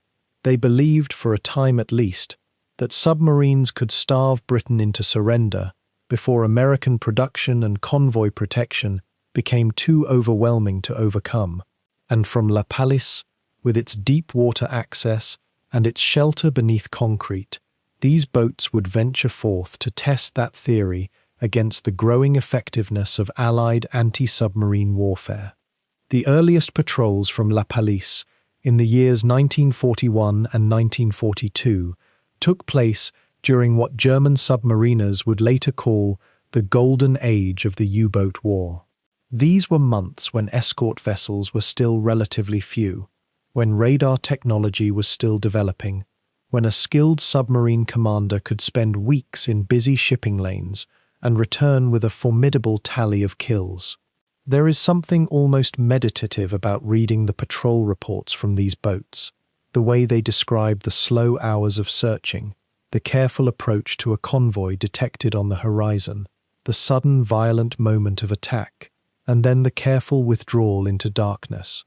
The men who wrote these reports were witnessing warfare of an entirely different character from the mechanized carnage on land, though no less lethal for its relative quietness. Several boats would become notable in the history of La Pallice itself. The U-106, for instance, patrolled the Atlantic from the base and achieved significant success before ultimately being sunk in November 1943. The U-160, another boat that departed these pens, ranged far down the South Atlantic and off the coast of South Africa before meeting its own end. And there were others, whose names and hull numbers have perhaps been preserved more carefully by historians than they have remained in the memory of general knowledge. Yet to the men aboard these vessels, the officers, the warrant officers, the engineers maintaining the diesel engines and the electric motors, the young sailors manning the torpedo tubes and manning the hydrophones, each patrol was an intensity of concentration and fear and profound responsibility that can scarcely be conveyed by distance and time. The patrols themselves followed a pattern that would become grimly familiar.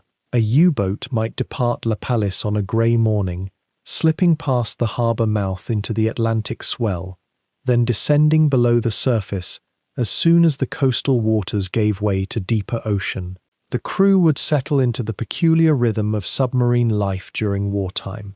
Watch rotations of 4 to 6 hours, meals eaten standing or squeezed into narrow spaces, the constant background hum of ventilation systems and the quiet tick of mechanical systems.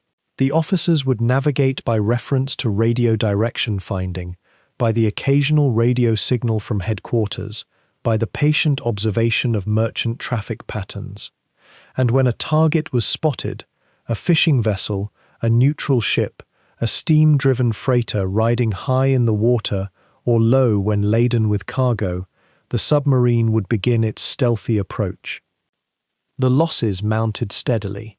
For every merchant vessel destroyed, The Allies were slowly, methodically improving their defenses.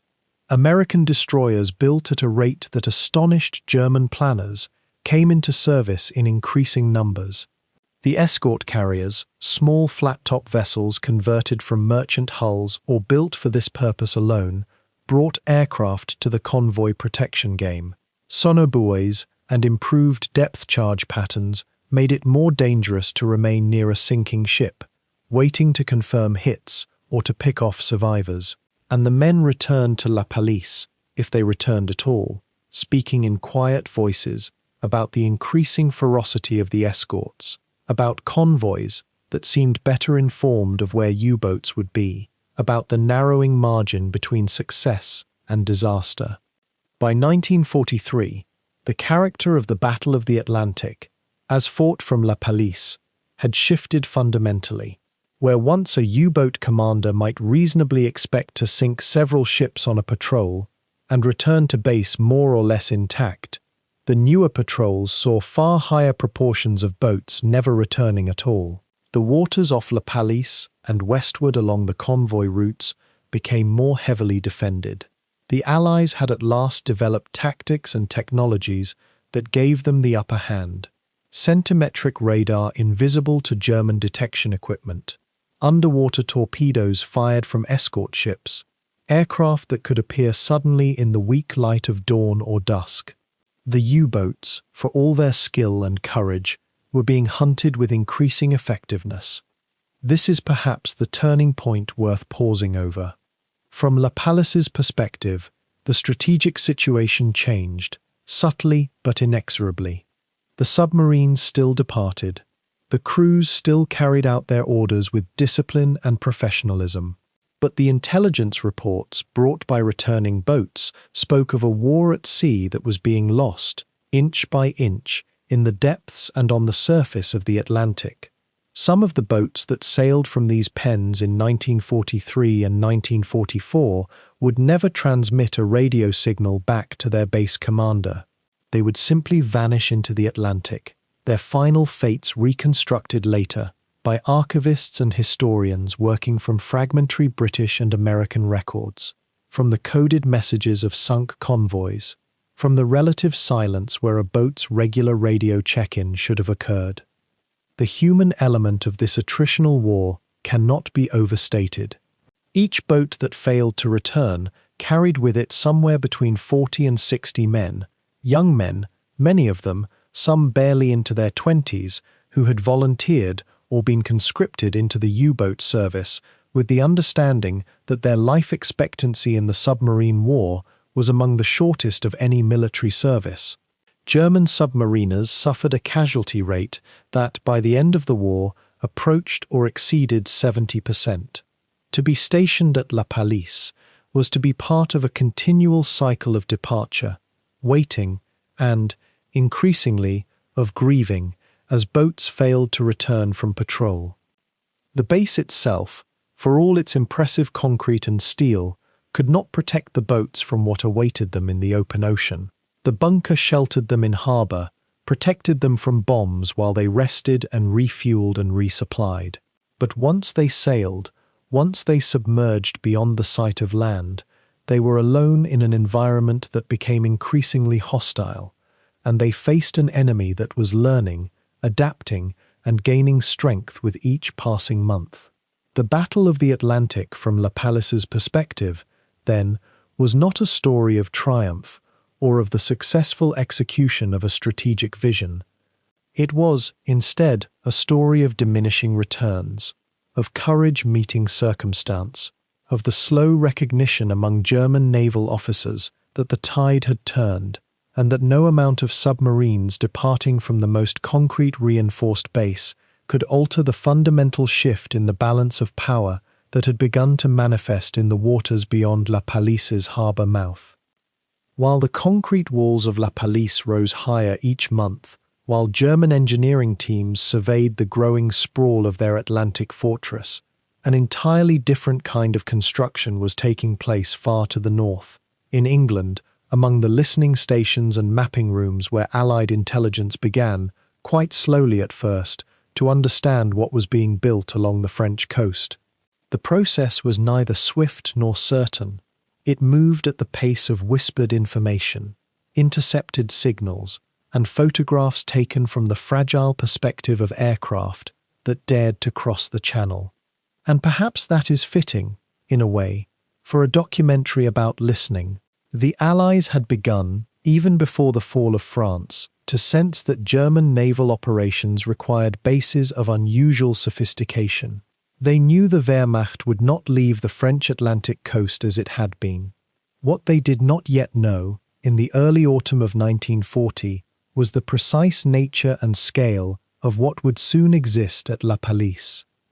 The British intelligence services, operating under the broad umbrella of what would become known as the Secret Intelligence Service, or SIS, had cultivated networks of informants within occupied France almost immediately after the German conquest. These networks were fragile, often compromised, yet remarkably resilient. A dock worker in La Rochelle, a clerk in a German administrative office, a laborer moving between construction sites, these individuals, motivated by patriotism or by desperation or by the simple human need to believe that their small actions mattered against such enormous forces, began to send word back to Britain through underground channels. They reported on the arrival of German engineers. They noted the scale of excavation. They observed the gradual appearance of heavy machinery, the requisitioning of local resources, the systematic consolidation of the coastline under German military control. These reports arrived piecemeal, sometimes weeks after the events they described, and they had to be evaluated carefully, cross-referenced, weighed against the possibility of deliberate misinformation. Yet there was another source of knowledge, one that would prove far more consequential and far more technical. Since the earliest years of the war, British mathematicians and cryptanalysts, many of them recruited from Oxford and Cambridge, had been working at Bletchley Park, a country estate northwest of London, attempting to break the German military cipher known as Enigma. The Enigma machine was a marvel of mechanical encryption, a typewriter-like apparatus that scrambled text through a series of rotors and substitution tables, producing messages that seemed, to the untrained eye, to be random gibberish. What made the work at Bletchley possible was a combination of extraordinary intellectual talent, some lucky acquisitions of Enigma machines and their rotor configurations, and the fact that human operators, even in a military as disciplined as the Wehrmacht's, were subject to habit and predictable behavior. The operators would reuse common phrases. They would transmit at regular hours. They would choose passwords that had personal meaning. These tiny fractures in the machine's perfection became the entry points through which thousands of skilled cryptanalysts could wedge their understanding. When signals relating to naval operations moved through the German military communication network, they were often encrypted with a variant of Enigma known as Kriegsmarine Enigma, which used additional rotors and was, in principle, even more secure than the standard army version. But throughout 1940 and 1941, British intelligence, particularly through the efforts of naval intelligence specialists at Bletchley, began to achieve intermittent success in reading these messages. The results were fragmentary and inconsistent. A good day might yield an hour's worth of decrypts, a bad day, nothing at all. Yet even fragmentary intercepts could be enormously valuable, because they allowed the Allies to understand German naval intentions, to track the movement of capital ships, and increasingly, to follow the radio traffic associated with submarine operations. La Pallice, in these intercepts, began to take on substance. The bunker appeared in decoded messages, not by name at first, but as a designation, a U-boat base, one of several being constructed along the Atlantic coast.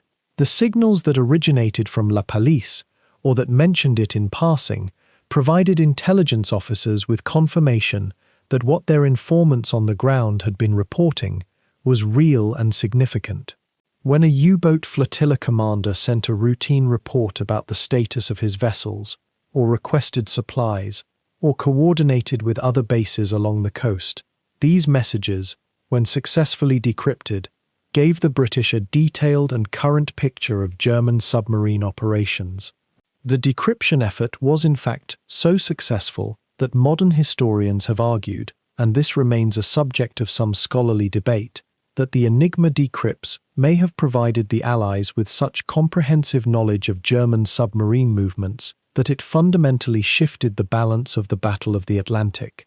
A submarine, by its very nature, relies on stealth, on the element of surprise, on the assumption that its position is unknown. If the enemy knows where you are going, can predict where you will hunt, can position convoy escorts to intercept you, the submarine loses its primary advantage. This is a shadowy corner of the historical record, because the British were extraordinarily careful about how they used their intelligence. They could not allow the Germans to suspect that Enigma was broken, as this would have prompted an immediate redesign of the cipher.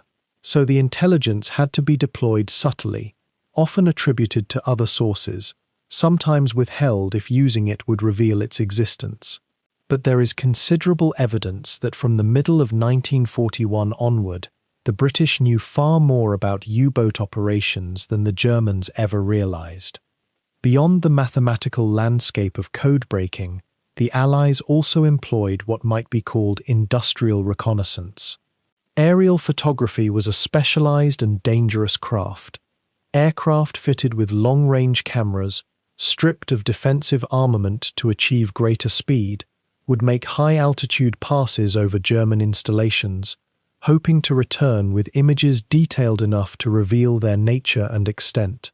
The bunker at Pallice, with its massive concrete roof and its growing system of pens and docks, became a regular target for these reconnaissance missions. Photographs taken from above, in the grainy and foreshortened perspective of high-altitude reconnaissance, showed the steady progress of construction. Intelligence analysts, studying these images with magnifying glasses and stereo viewers, could measure the scale of the installation, count the number of submarine pens, observe the movement of vessels in and out of the harbour. Photography revealed what spies on the ground might know only partially. It provided verification. It allowed for precision planning. And as the war progressed, as the Allies began to consider how Pallice might be destroyed, these photographs became the foundation for understanding what would have to be attacked and where. But aerial reconnaissance came at a cost.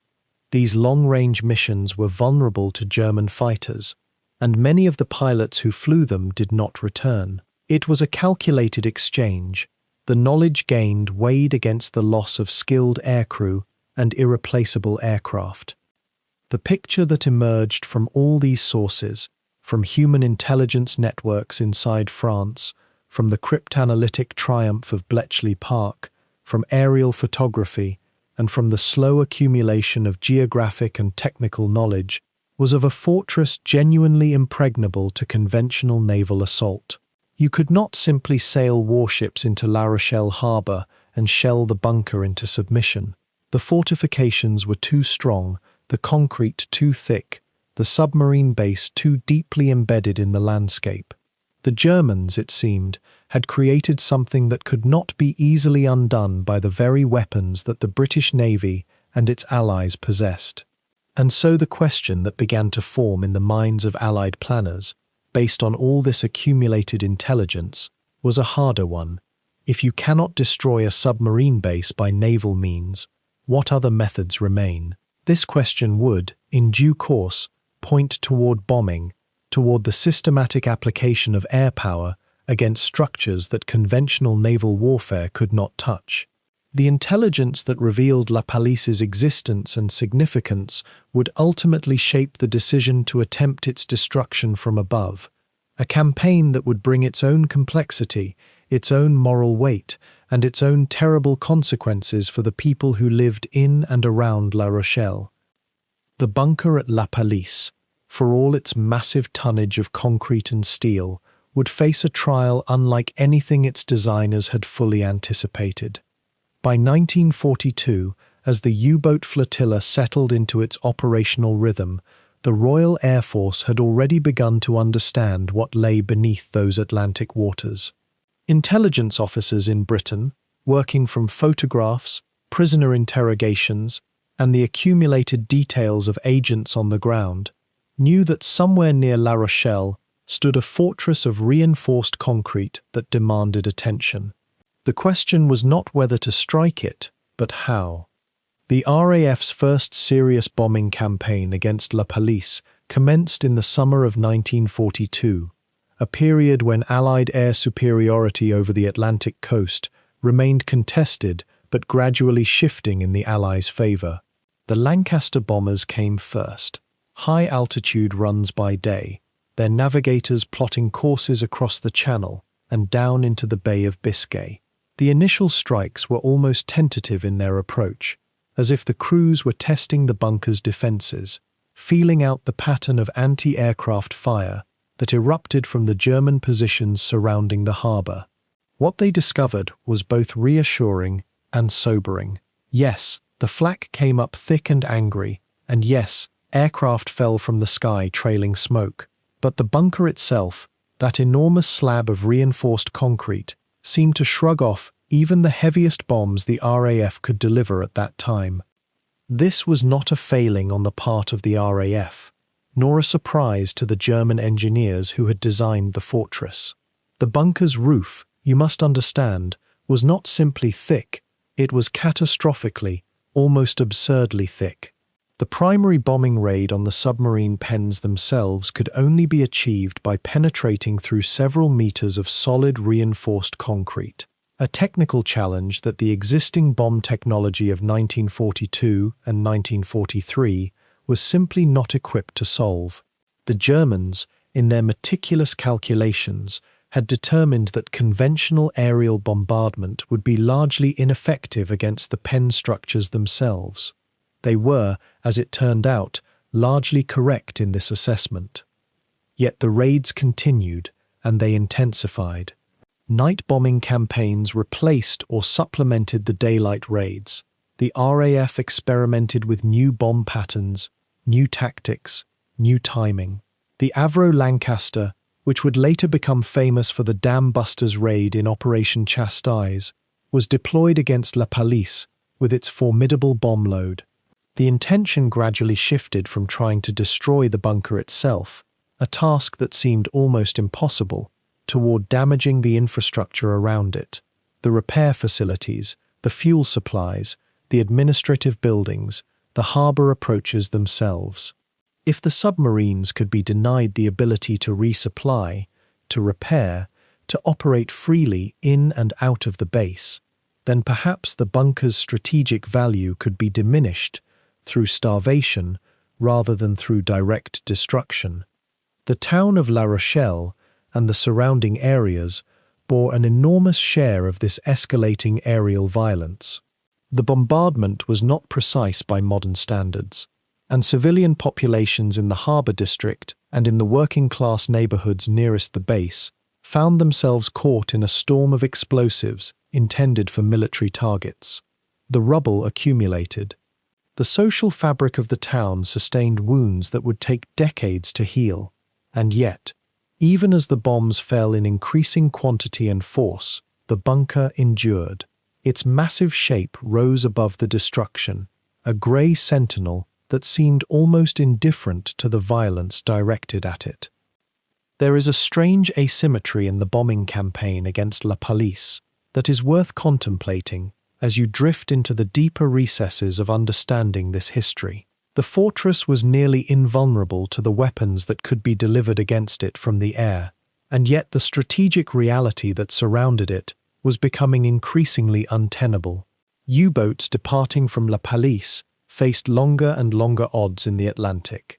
The Battle of the Atlantic, that grinding contest for control of the convoy routes, was shifting decisively in the Allies' favour by 1943 and 1944.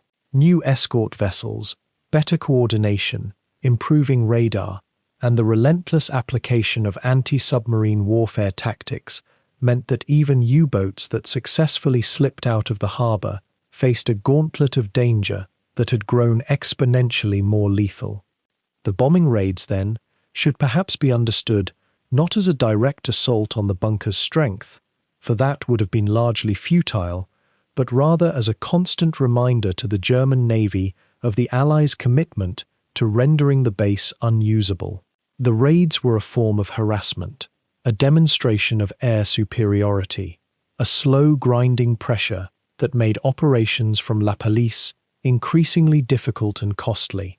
The infrastructure damage accumulated, personnel losses mounted, the psychological weight of constant bombardment, of sirens and shelters, and the ever-present possibility that your ship or facility would be the next to take a direct hit, wore upon the garrison and the workers who labored in and around the fortress. Consider the perspective of the U-boat crews themselves. They had come to La Pallice expecting a secure anchorage, a place where they could rest between patrols, where damaged vessels could be repaired, where supplies could be loaded and fuel replenished. Instead, they found themselves in a location that, while militarily strategic, was increasingly a focal point for enemy air activity. The shelter of the bunker was a double-edged sword. It protected their vessels while they rested, but its very presence made it a target. The incoming bombers were drawn toward it as surely as moths to flame.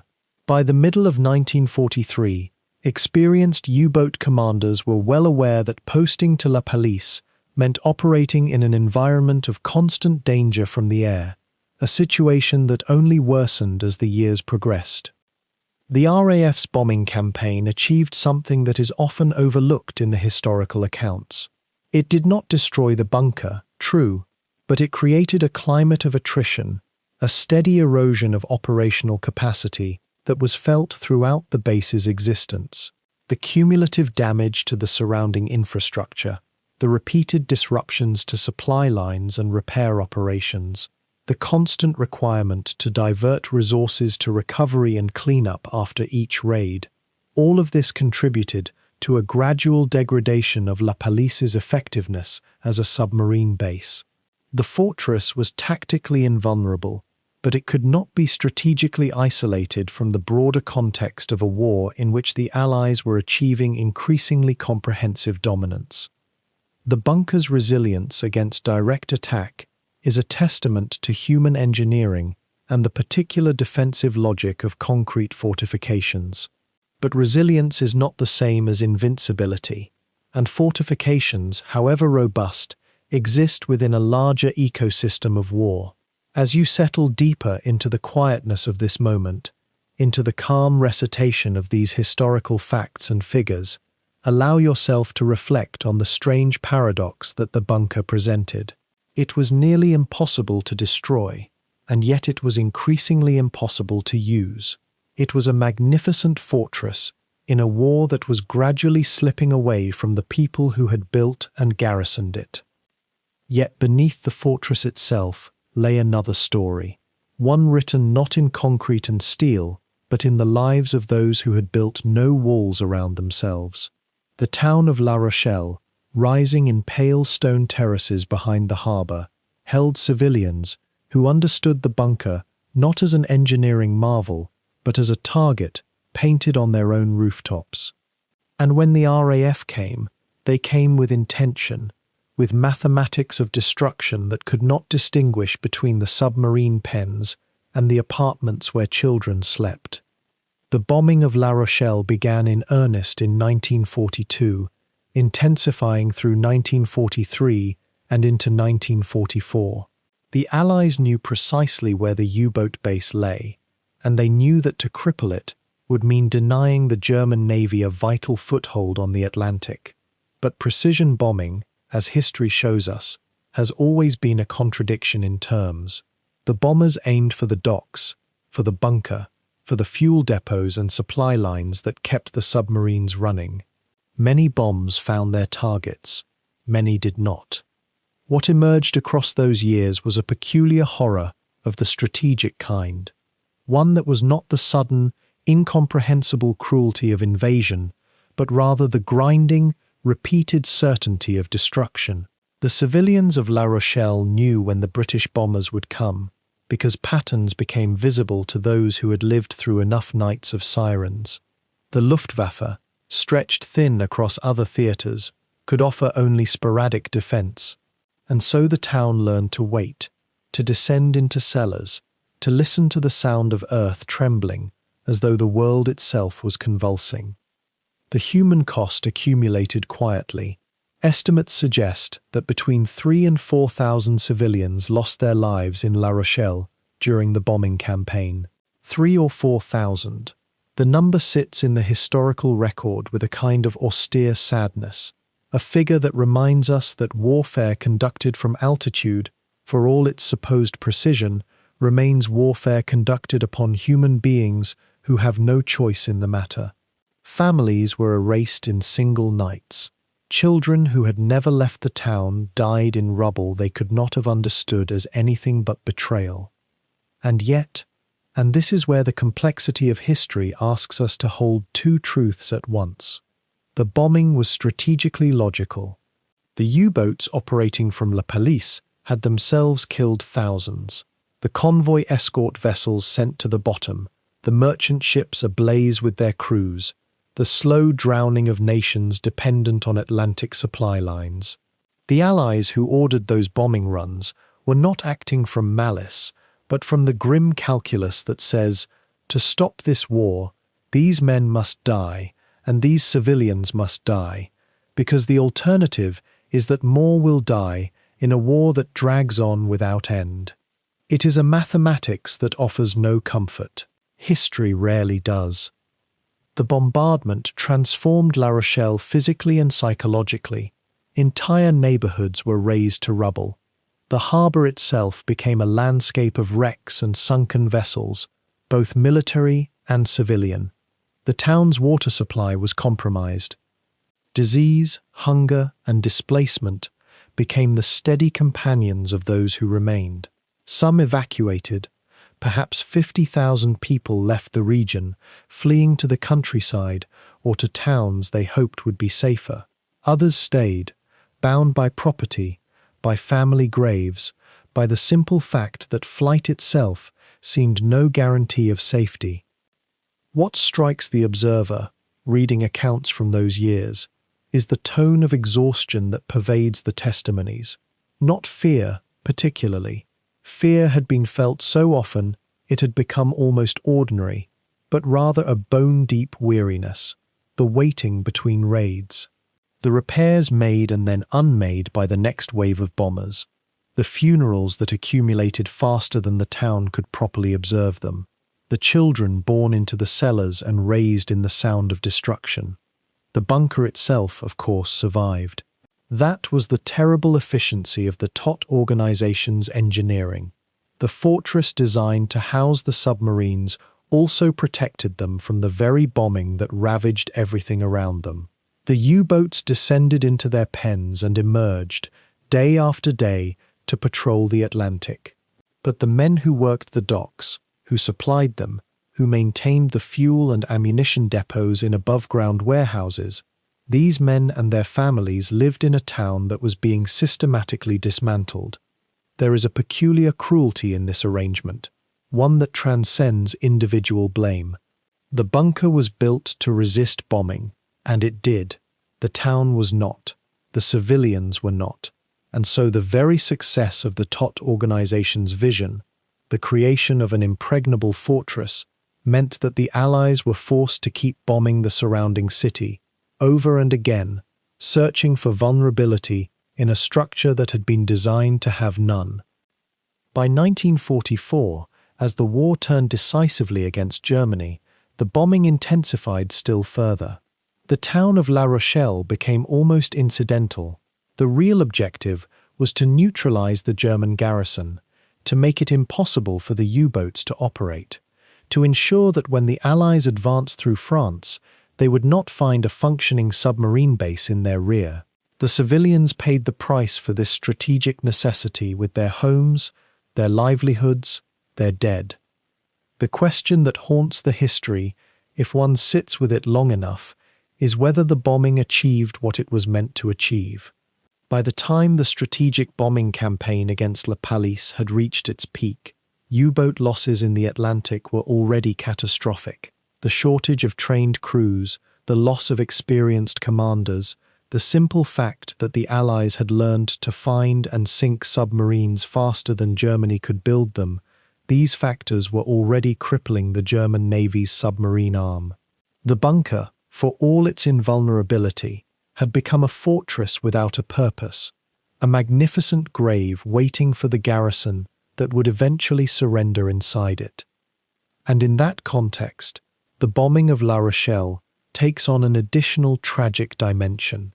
The town suffered, the civilians endured losses that could never be recovered, but perhaps, the bombing of the infrastructure, the supply lines, the support systems around the bunker did matter in ways both measurable and immeasurable, or perhaps it did not, and the suffering was visited upon La Rochelle for a bunker that was already obsolete. History offers no neat answers to such questions. It only offers the persistent weight of memory, the necessity to acknowledge that civilian suffering during warfare is real and lasting, even when it served purposes that the sufferers themselves could not have fully understood. Yet even as the bunker stood complete and formidable, even as the U-boats continued their sorties into the Atlantic with the precision born of routine and training, something imperceptible had begun to shift beneath the surface of the war itself.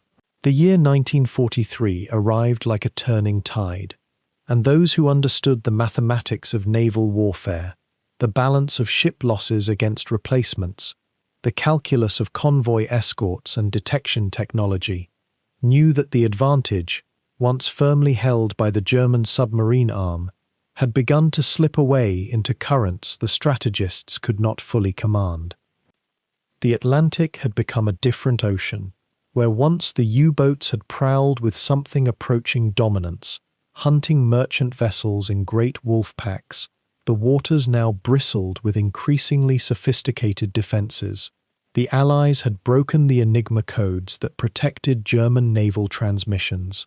New radar systems, born from desperate innovation born on both sides, allowed escort vessels to detect submarines on the surface with startling precision. Aircraft, fitted with improved searchlights and depth charges, now patrolled convoy routes with relentless frequency.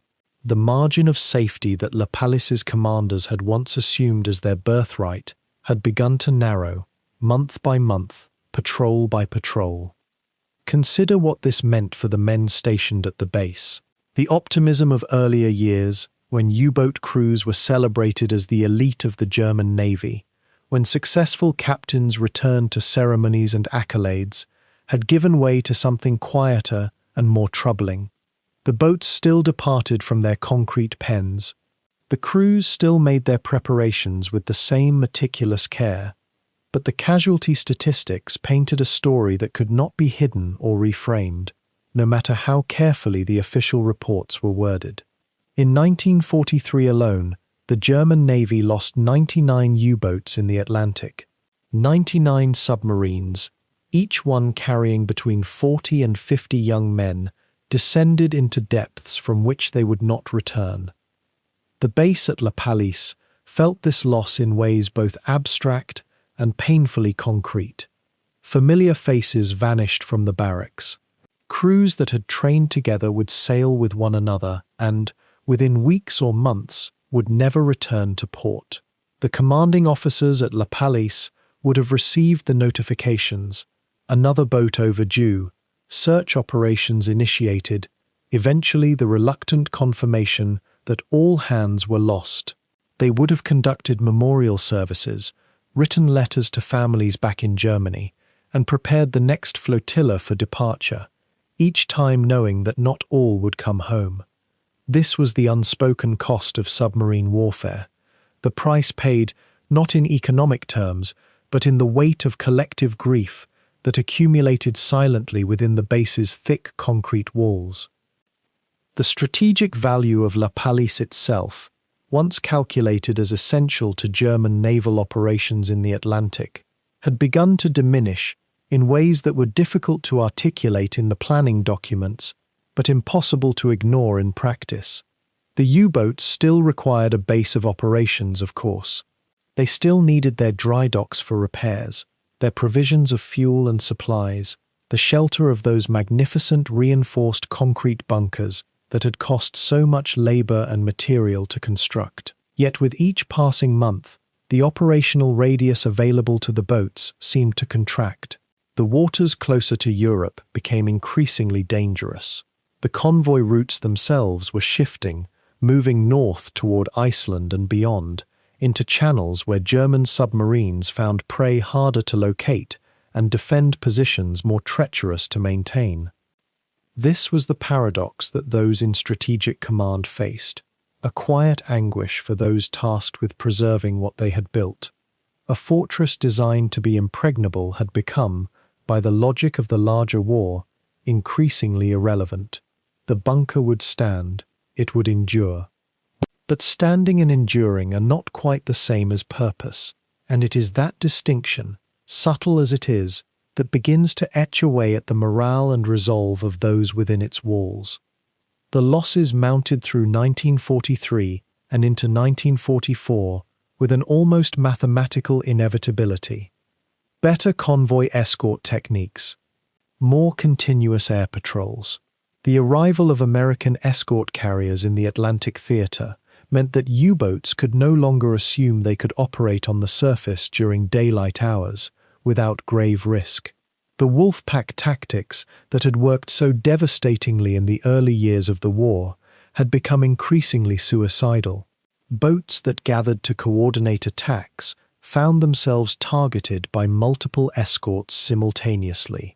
Captains who had made their names sinking dozens of vessels found their options narrowing, their patrols more defensive than aggressive, their priority shifting from seeking out enemy ships to avoiding detection long enough to return to port. At La Pallice, the engineering and logistics continued. The bunker remained a hive of activity, but within that activity, one might sense, had one been present to sense such things, a change in the nature of the work. Where once there had been the satisfaction of sending boats out properly supplied and equipped for what was expected to be a successful patrol, there was now the grim determination to keep fewer boats operational and to face the statistical reality that each departure was weighted with doubt.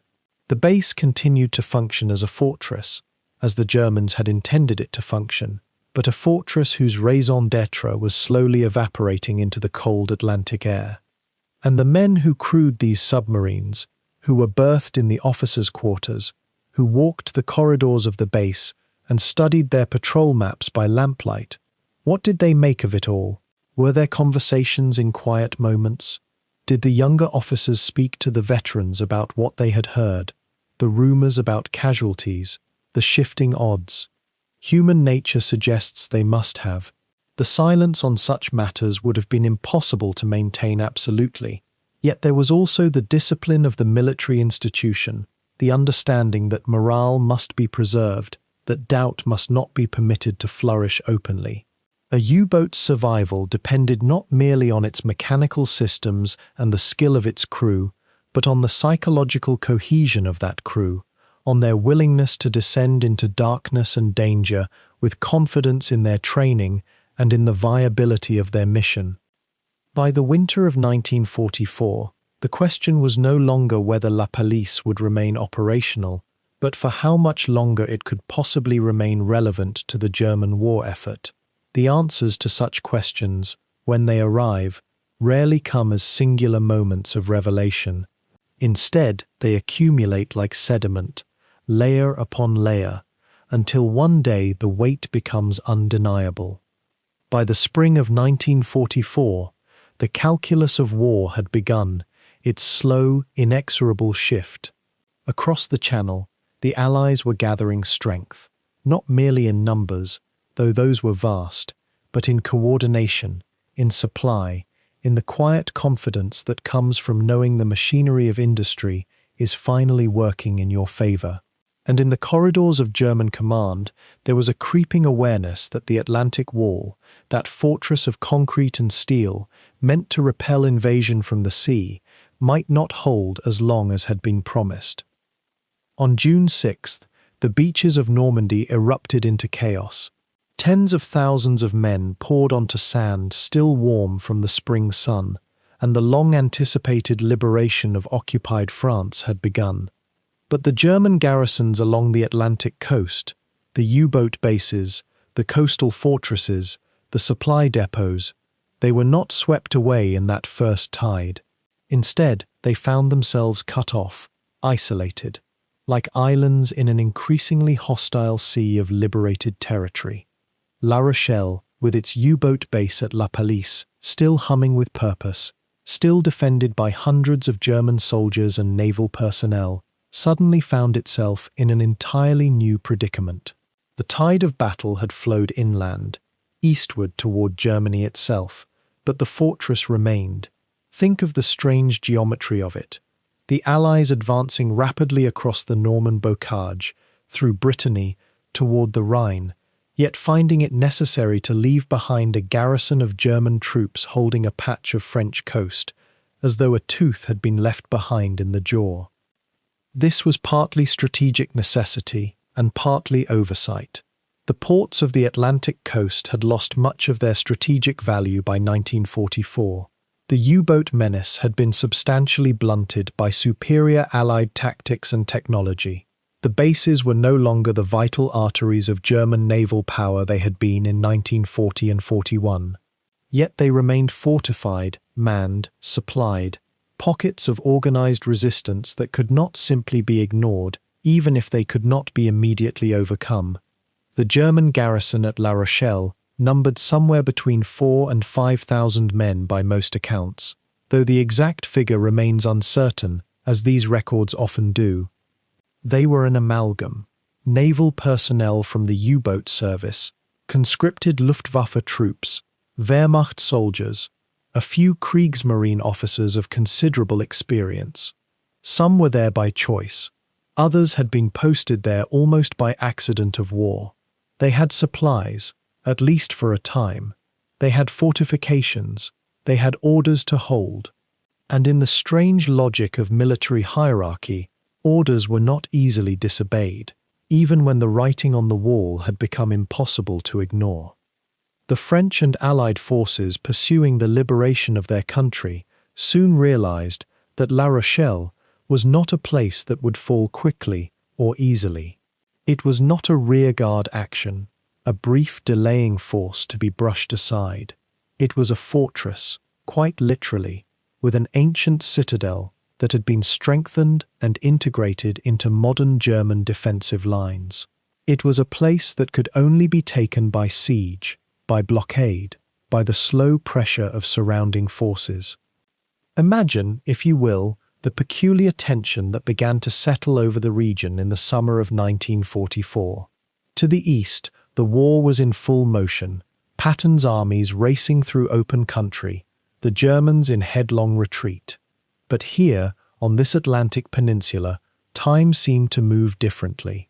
The Germans dug in, the Allies established a perimeter, and between them stretched a landscape of farms and small villages caught in a strange limbo, no longer under German occupation, yet not entirely at peace, for the guns around La Rochelle still fired, and the wounded still came to the hospitals, and the civilian population still waited for a resolution that seemed to stretch endlessly into the future. The isolation of La Rochelle was not immediate or dramatic. It was gradual, almost imperceptible at first. One by one, the supply lines were cut. German forces that might have reinforced the garrison were pushed further and further away, back toward the German border itself.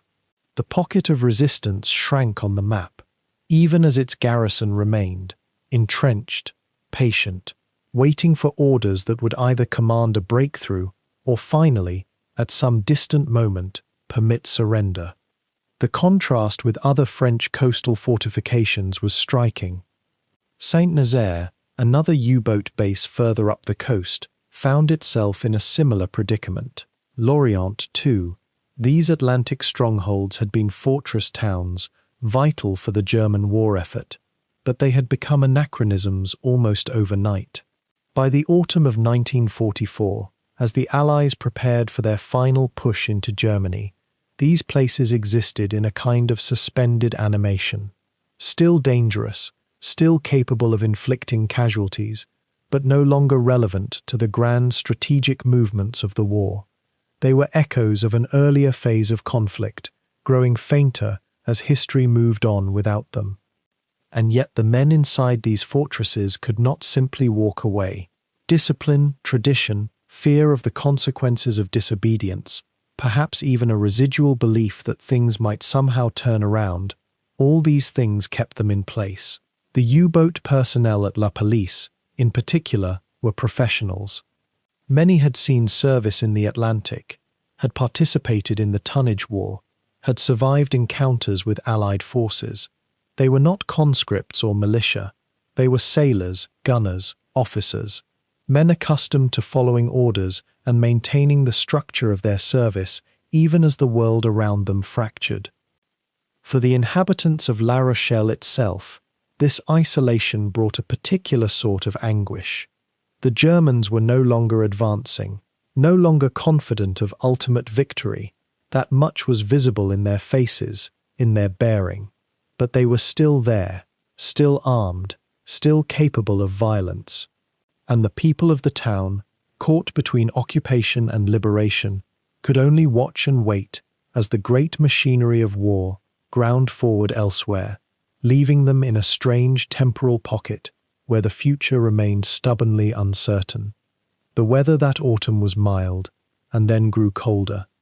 Winter approached, the blockade tightened, food became scarcer, and still La Rochelle held. Still, the garrison remained.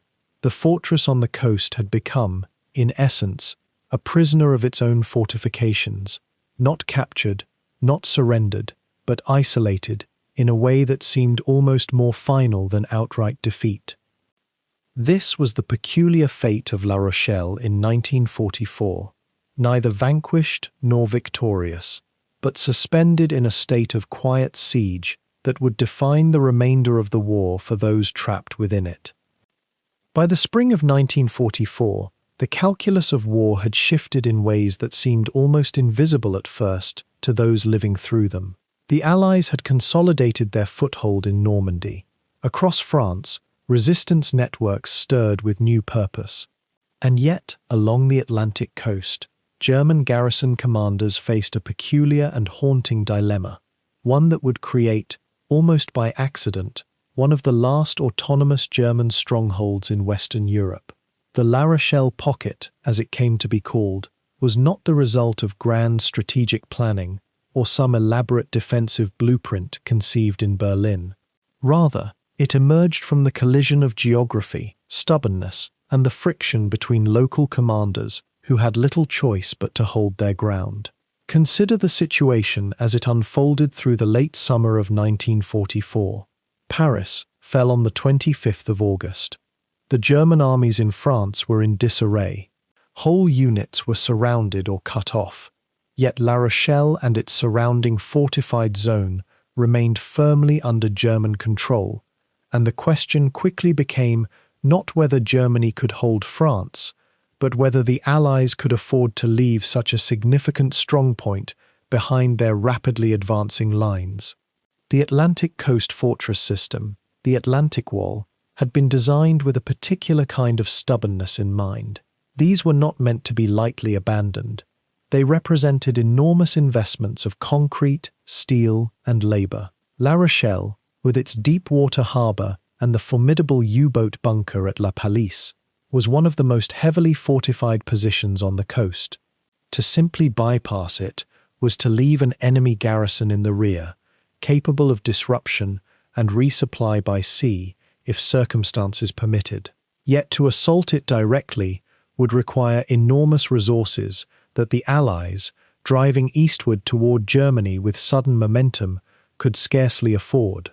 And so what emerged was neither complete liberation nor decisive military action, but rather a stalemate, a peculiar, suspended state in which La Rochelle became an island of German occupation in the midst of liberated France.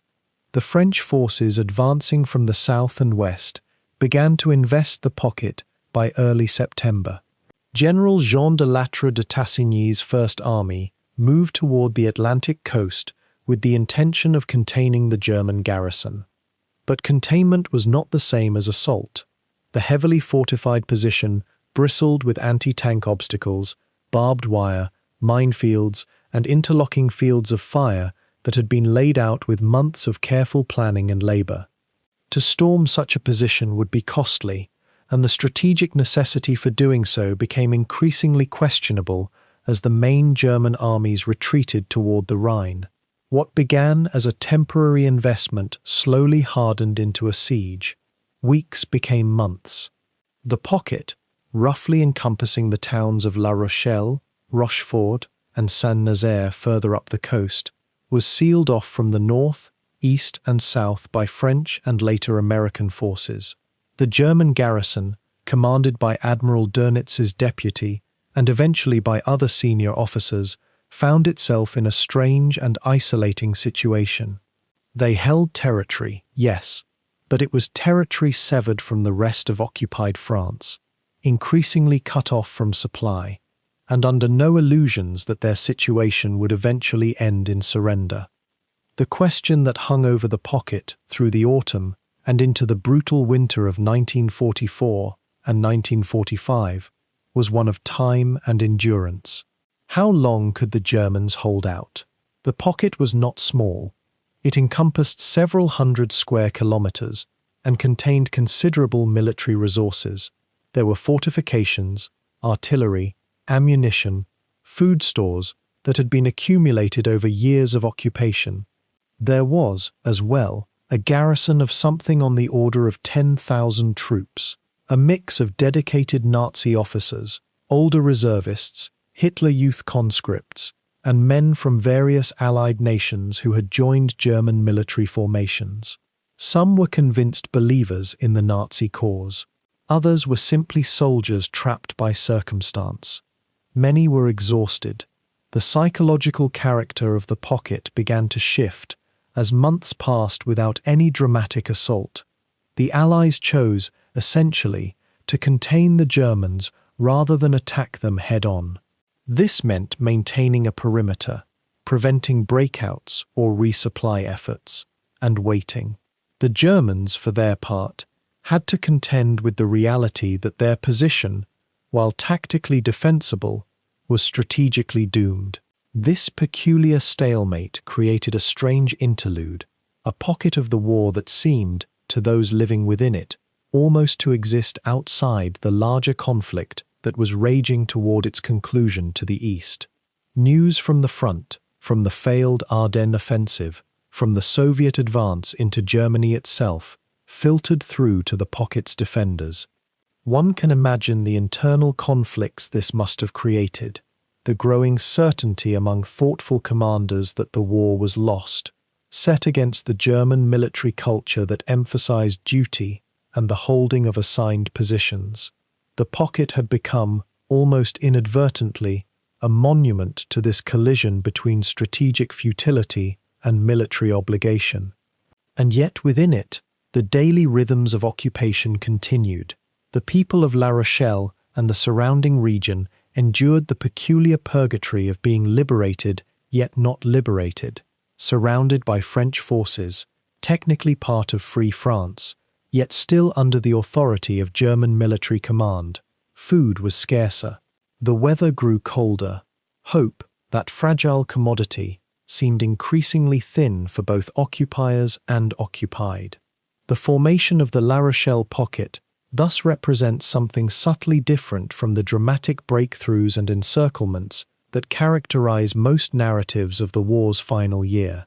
It was less a deliberate strategy than an accident of geography meeting the unwillingness of German commanders to surrender, combined with the Allies' pragmatic assessment that the effort required to take the fortress was not justified by the strategic gain. And in that accident, in that collision of hesitation and geography, there emerged one of the longest-lasting German-held territories in Western Europe during the final months of World War II. The pocket would endure in suspended animation, through the depths of winter and into the spring, waiting for an ending that everyone could see approaching, but that no one could quite bring to pass.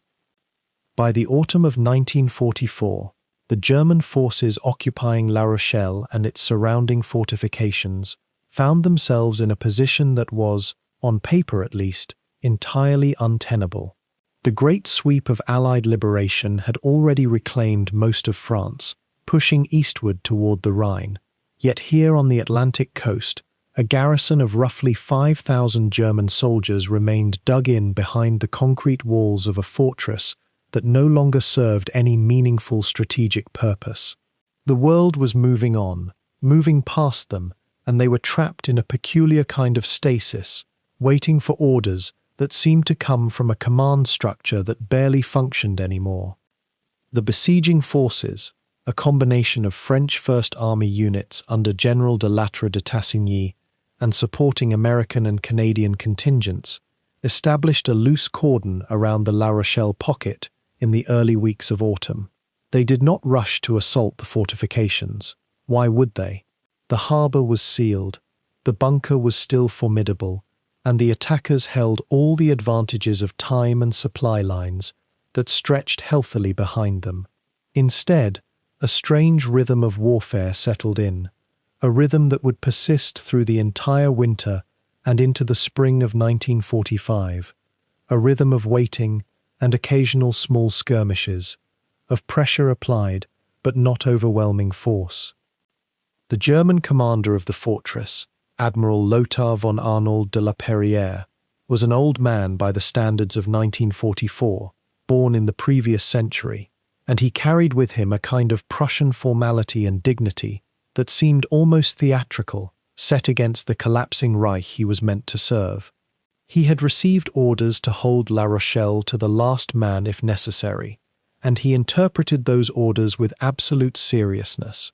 Whether those orders still held any authority in Berlin, whether anyone in the disintegrating German high command even remembered that La Rochelle existed, seemed not to concern him. The admiral would hold his position. That was what a fortress commander did. That was what honor demanded. Inside the perimeter, conditions deteriorated with the approach of winter. The fortress had been designed to withstand attack from the sea and from the air, to hold supplies and withstand siege. But the reality of being cut off from all resupply, all reinforcement, all communication with anything that resembled a functioning military hierarchy, was something else entirely. The U-boat bunker itself, that massive concrete structure that had consumed so much labor and material to construct, now served mainly as a shelter and a symbolic holdout. No U-boats departed from La Pallice anymore. The submarines had been withdrawn to other bases, or scuttled, or simply no longer existed. The pens and the dry docks that had been the pride of Kriegsmarine engineering stood empty, echoing with the rain that leaked through hairline fractures in the reinforced concrete. The German garrison was made up of naval personnel, some surviving infantry units, Hitler Youth conscripts who were barely old enough to shave, and a number of older soldiers who had somehow survived the meat grinder of the Eastern Front. They had rations, but not an abundance of them. They had ammunition, but it was finite. They had morale that was difficult to assess from the outside, varying day to day depending on whether any news had filtered through their radio sets about developments elsewhere in the war. Some of the older soldiers surely harbored no illusions about what was happening. Germany was finished. The Reich was collapsing inward. Yet orders were orders, and desertion meant execution, or worse, it meant abandoning your unit, and so they waited. The besieging forces, particularly the French units who felt a special urgency about liberating their own people from the occupation that had lasted 4 years, conducted periodic attacks on the German positions. There were brief, sharp firefights when French patrols pressed forward too aggressively, when they attempted to probe the defences or tighten the noose around the fortress. But nothing that could be described as a sustained assault materialized. The Allies had learned hard lessons across France and Germany about the cost of attacking well-prepared fortifications, and they were not inclined to sacrifice soldiers to capture a position that was already, in every meaningful sense, already lost. The German garrison was starving. It was cut off. It was surrounded by an enemy that controlled the air, the sea, and the hinterland. Patience would win the day. What emerged in those months was something peculiar and human, something that would have been darkly comic if the circumstances were not so grim. There developed a kind of understanding, or perhaps an unspoken agreement, between the besiegers and the besieged. The Germans would not attempt any serious breakout. The French and Allied forces would not attempt any serious assault. Supplies would not be delivered to the fortress, and the German garrison would slowly consume what remained of its stores. In the meantime, life continued. People on both sides of the lines existed in a kind of suspended animation, knowing that the outcome was predetermined but unable to accept it, unable to simply lay down arms and surrender. The winter of 1944 to 1945 was harsh on the Atlantic coast of France. The weather closed in, bringing cold rain and occasional snow, the kind of damp, penetrating cold that settles into concrete and bone alike. The German soldiers huddled in shelters and bunkers, consuming their rations more quickly than the mathematical experts had calculated, knowing that supplies could only grow scarcer. The French and Allied soldiers encircling the fortress endured their own discomforts, though they had the advantage of rotation, of leave, of contact with rear areas where hot food and warm beds existed. The civilians of La Rochelle, caught between the two forces, suffered in their own way, rationed and watched, unable to leave the zone of conflict, unable to participate fully in the liberation that had come to the rest of France. What did the defenders of La Rochelle think about? In those long winter nights when sleep was difficult and dreams, when they came, were likely troubled? Did they think about home, about wives and children they had not seen in years? Did they contemplate the futility of what they were doing, or did they cling to some fading hope that a miracle might yet occur, that some weapon or strategy or turn of events might somehow redeem the situation? The historical record tells us little about the interior lives of these men. They did their duty, they received their orders, they waited. The admiral demanded discipline and received it, more or less, and the winter ground on. By early 1945, it was becoming clear that La Rochelle would be among the last French fortresses to fall. Even as German forces retreated or surrendered in virtually every other quarter, even as the Soviet armies advanced from the east and the Western Allies pushed deeper into German territory, this isolated garrison on the Atlantic coast persisted in its holding pattern. It was a strange footnote to the war, a minor pocket of resistance in a continent that was being unmade. For those involved, however, it was not a footnote. It was their entire existence, their daily reality of waiting and enduring and wondering when it would finally end. By the spring of 1945, the German officers at La Rochelle faced a choice that few commanders in Europe could any longer avoid. The war was visibly ending, not in some distant strategic calculation, but in the tremor of the earth itself as Allied armies moved across the liberated French countryside, drawing closer to the Atlantic coast with each passing day. The bunker, that had stood as a symbol of German power for nearly 5 years, had become, in essence, a tomb with a garrison inside it. Soviet forces were pressing from the east, American and British troops from the west, and the elaborate defensive perimeter that had once seemed impregnable now felt less like a fortress and more like a final anchor point in a sinking ship. The commander of the German garrison at La Rochelle during these final months was Rear Admiral Jürgen Wenneker, a naval officer whose task had shifted entirely from conducting operations to managing an impossible situation. Wenneker was not, by all historical account, a fanatical Nazi ideologue. He was a professional sailor who had served the German Navy through its entire trajectory, from the restored fleet of the 1930s through the bitter denouement of 1945. In those final weeks, he found himself in communication with higher commands that were themselves fragmenting, contradictory, and increasingly detached from reality. Berlin issued orders to hold to the last man. Kesselring's headquarters in the south sent different directives. And all the while, the garrison, depleted, undersupplied, and isolated, waited in the concrete pens and in the barracks carved into the bunker's depths, knowing that the end was drawing near. By late April, as the calendar ticked toward May, the situation had become untenable in a way that even the most disciplined officer could scarcely ignore. The besieging forces around La Rochelle comprised primarily French forces under General Erskine, a British commander, alongside American units that had little patience for a prolonged standoff. The Germans held perhaps 12,000 men in the pocket, stretched across defensive positions in and around the town and fortifications. Food was rationed severely. Ammunition was running low. The U-boat Flotilla that had once made La Pallice their hunting ground was gone.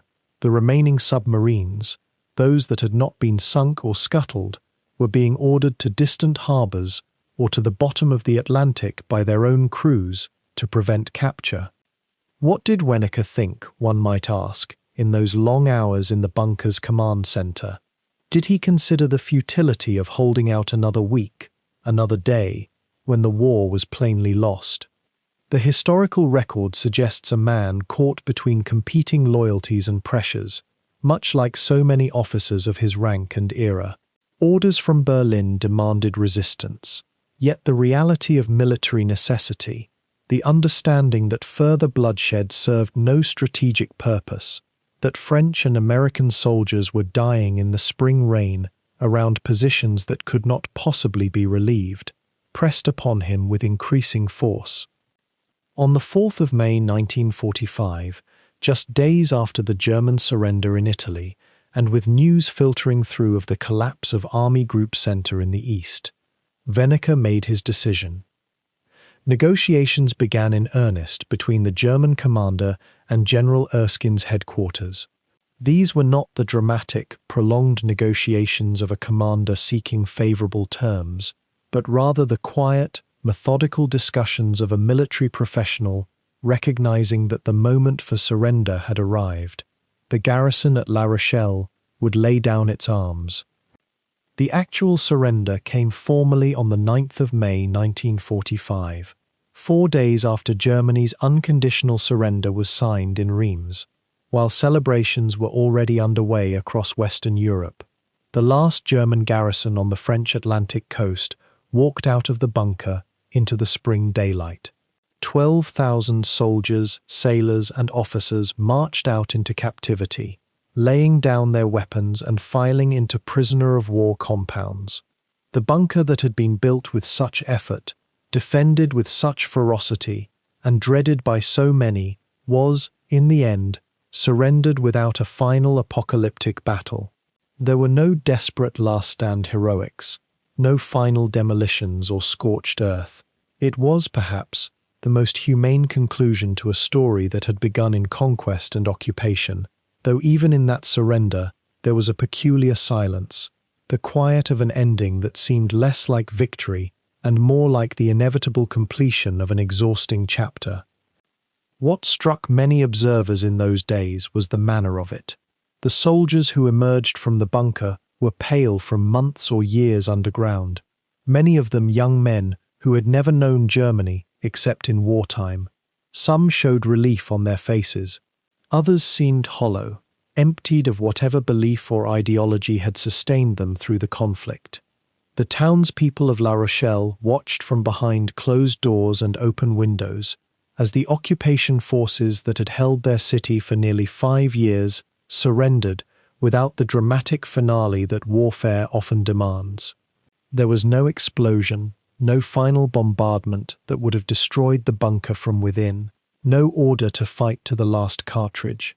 Instead, there was capitulation, the acceptance of an outcome that had been inevitable for many months.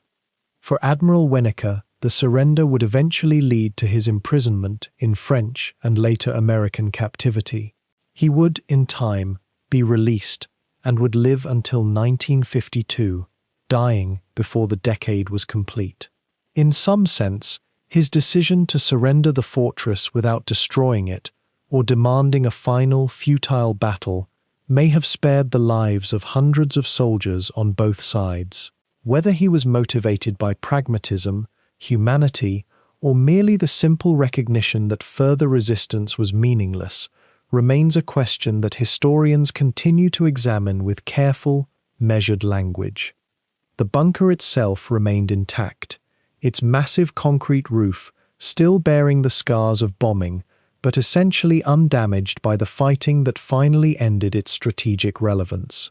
The Germans had not demolished it, as they had been ordered to do in many other coastal positions. Perhaps in the final analysis, the fortress that had been built to withstand anything, the Atlantic storms, the RAF's heaviest bombs, the grinding pressure of industrial warfare, had simply outlasted the regime that created it. The Germans departed, the French entered, and the bunker stood silent in the spring sunshine. Its long story of occupation and warfare concluded not with fire, but with the orderly march of surrendering soldiers and the simple lowering of flags. When the armistice came in May of 1945, most of Western Europe had already begun the long process of forgetting the war, of turning toward reconstruction and light. The bunkers were emptying, the fortresses surrendering, the vast machinery of German occupation grinding to its final halt across the continent. And yet at La Pallice, in those last days of spring when the Atlantic wind carried the scent of liberation from inland, the garrison still held, the concrete fortress still stood, the men within still guarded the perimeter with weapons at hand, even as everything around them had already ceased to be. This was the peculiar distinction that would come to define La Pallice in the historical record, not as the mightiest fortress, nor the most heavily bombarded, nor the site of the greatest losses, but as one of the very last places on French soil where the German military machine continued to function with any semblance of formal order. Even as Soviet forces were overrunning Berlin, even as Hitler lay dead in his bunker 2,000 kilometers to the east, even as the unconditional surrender was being negotiated and signed, the U-boat base and its surrounding garrison at La Rochelle-La Pallice remained a patchwork territorial claim of Germany in the Atlantic, a ghost of occupation that refused to fully dissipate. The reasons for this stubborn endurance were both strategic and in some ways almost accidental. The town of La Rochelle and its harbour system, including La Pallice, occupied a peninsula of sorts, jutting into the Atlantic with limited approaches by land. This geography, which had made it valuable to the Nazis during the prosperous years of conquest, became a kind of prison during the collapse. Once the Allies had swept past in their advance toward Germany itself, once the main supply lines had been severed and the vast bulk of the Wehrmacht had been driven back toward the Rhine and beyond, La Rochelle became what was known as a poche, a pocket, an isolated garrison cut off from the main theatre of operations, deemed too minor to assault directly and too distant to matter strategically. So it was left to sit, to wait, to slowly starve while the war actually ended elsewhere. The German commander of the La Rochelle pocket, Admiral Lothar von Arnold de la Perrière, made a calculation that would define these final months. Rather than surrender immediately when ordered by certain German command structures in early May, he chose to hold the position, to maintain military discipline, to defend the bunkers and the harbour facilities as though the war might yet reverse itself. Whether this decision sprang from a belief that the war might somehow continue, or from sheer military pride, or from a desire to delay the inevitable just a little longer in hopes that German civilians might escape to the west before Soviet advancement, remains somewhat obscure in the historical record. But the effect was clear. La Pallice would become a fortress within a defeated nation, a final redoubt, one of perhaps only a handful of German-held positions in Western Europe that continued active resistance after the general collapse.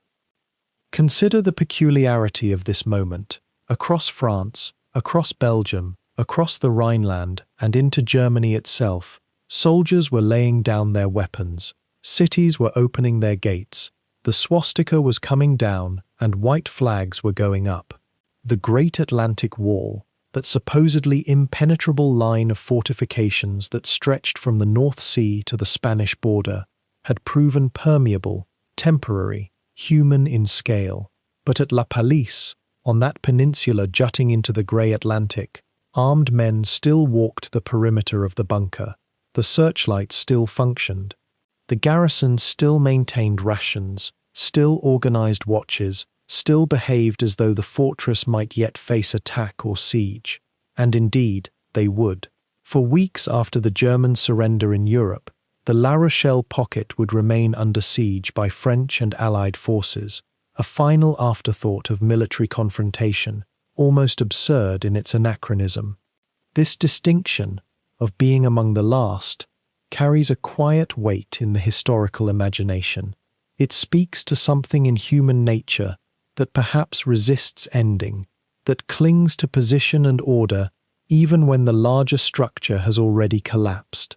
The men at La Pallice in those final weeks were not fighting for hope of victory. They were fighting for the principle of the thing, for the maintenance of military order, for the performance of duty in a context where duty had largely become irrelevant. And yet there they were, and there they would remain, making La Pallice not the most remembered fortress of the Atlantic coast, perhaps, but certainly one of the most lingering, one of the last to finally let go. The other fortresses and U-boat bases along the French Atlantic seaboard, Saint-Nazaire, Lorient, Brest, would mostly surrender days or weeks earlier. La Pallice, with its isolated position and its commanding officer's particular sense of obligation, would hold until May 12th, 2 days after the unconditional surrender, 3 weeks after American forces had already crossed into Germany itself. While newspapers across the continent were printing headlines of peace and victory, while people were daring to believe that the long nightmare had genuinely ended, the bunker at La Pallice still stood firm, still watched the Atlantic, still pretended, perhaps, that something other than surrender might yet occur. And so the name La Pallice took on a certain resonance in the final accounting of the European war. Not as a site of great triumph or great tragedy, but as a place where time seemed briefly to suspend, where the war refused to fully end, where concrete and iron and human stubbornness held back the tide of history for just a few more days. In the larger narrative of the war's conclusion, it became a footnote, a curiosity, an almost ghostly persistence. Yet for those who understand the full sweep of the Atlantic conflict, the presence of this last fortress, still flying colors as the continent collapsed around it, speaks to something profound about how wars do not simply stop. They fade, they linger, they sometimes refuse to let go until the very last possible moment. When the armistice was signed in the spring of that final year, La Pallice stood as a ruin and monument both. The bunker, though scarred and weathered by years of bombardment, still rose from the rubble of the port in its massive concrete indifference.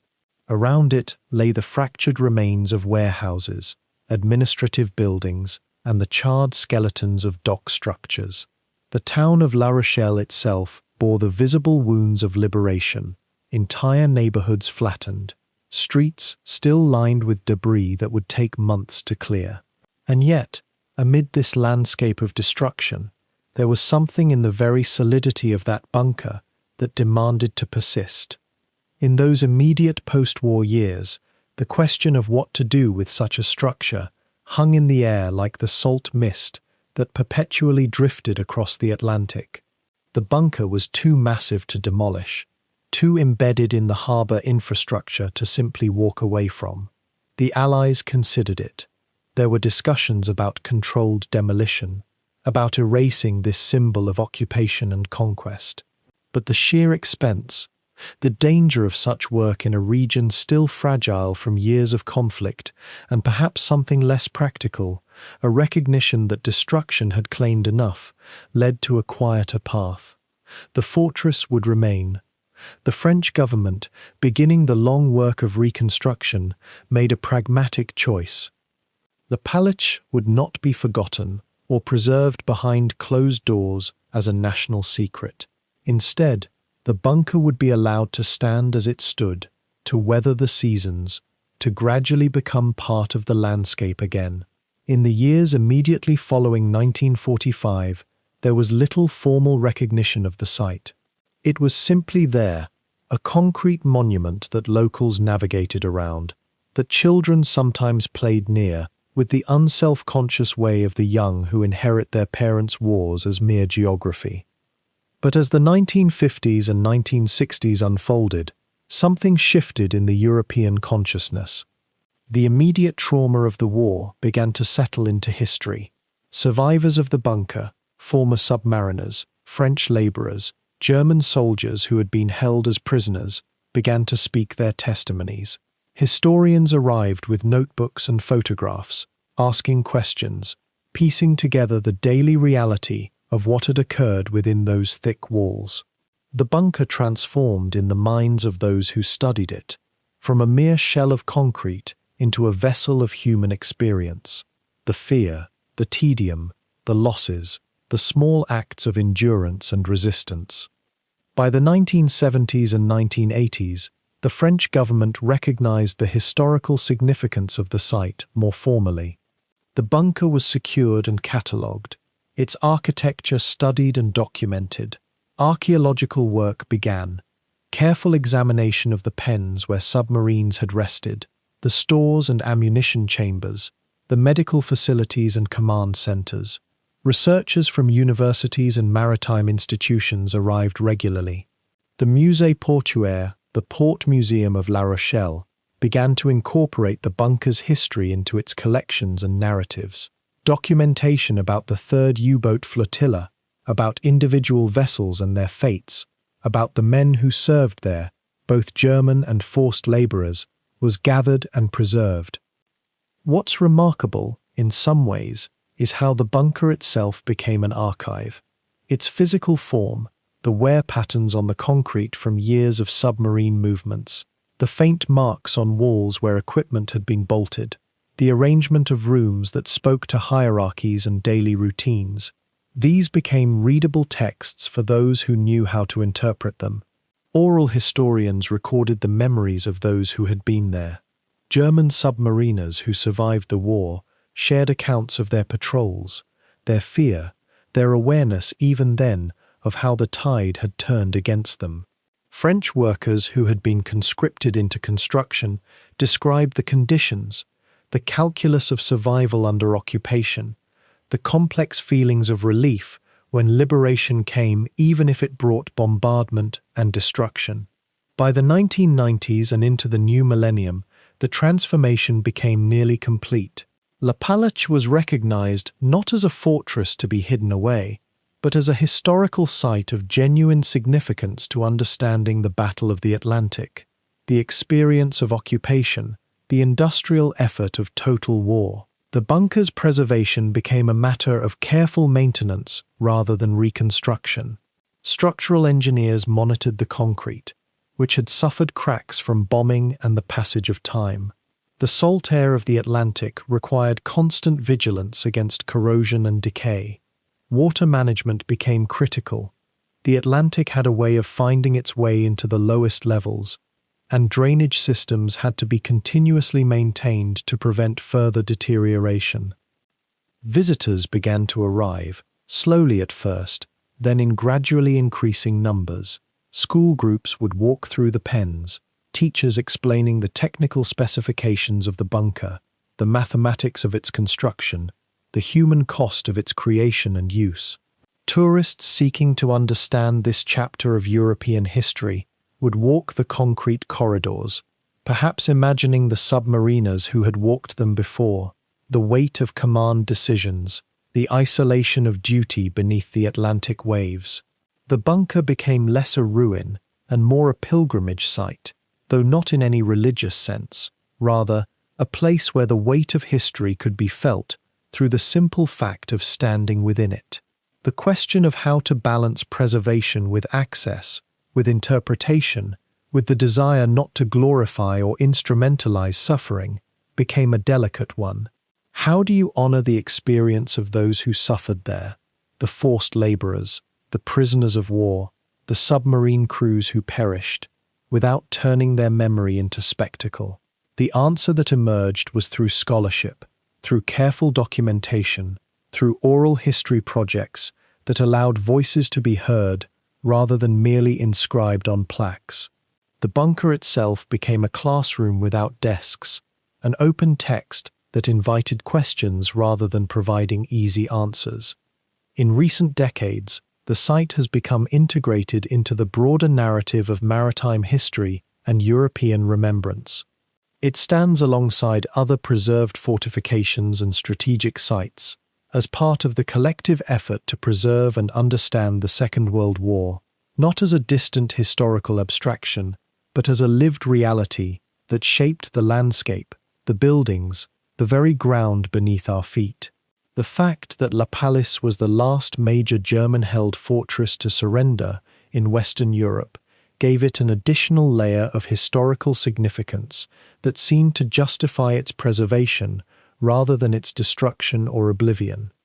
And so, as the years have passed, and we now stand in a time when fewer and fewer people have direct memory of the war itself, the bunker remains.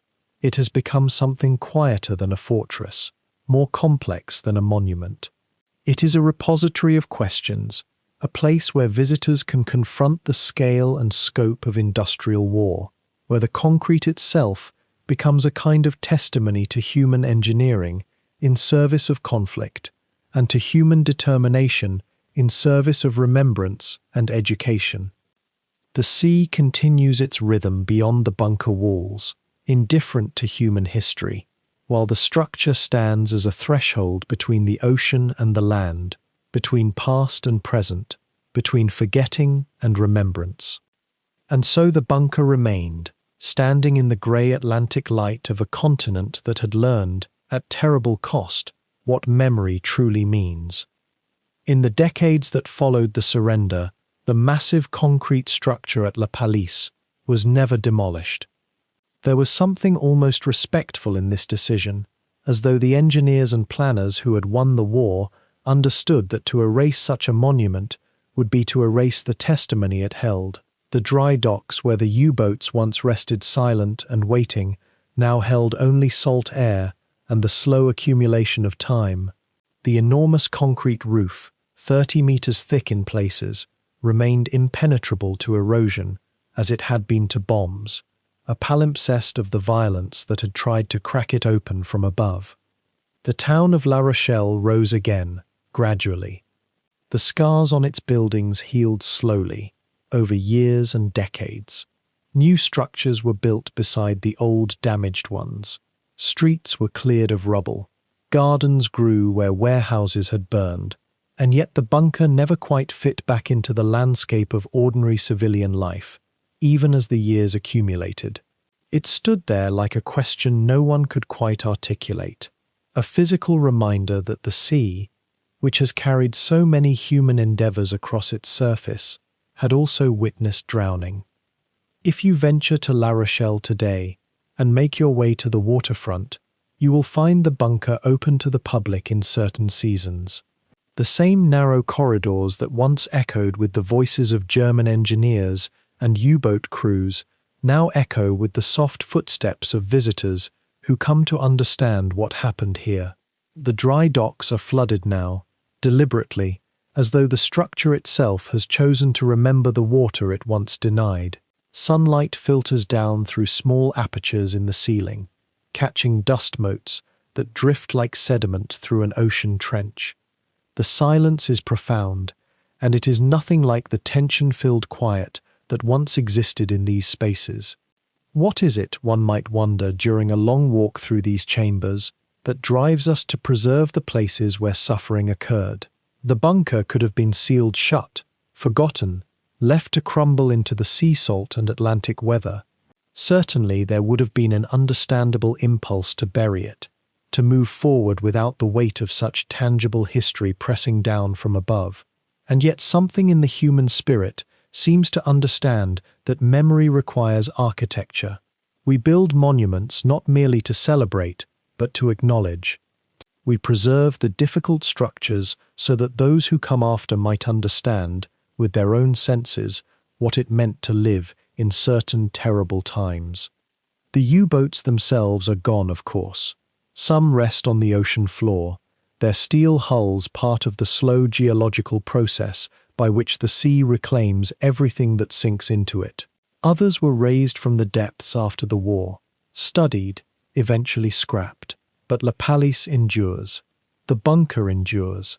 And in its endurance, there is a kind of strange fidelity to the men who served in it, the forced laborers who built it, the civilians who suffered because it existed, the sailors who never returned from the Atlantic.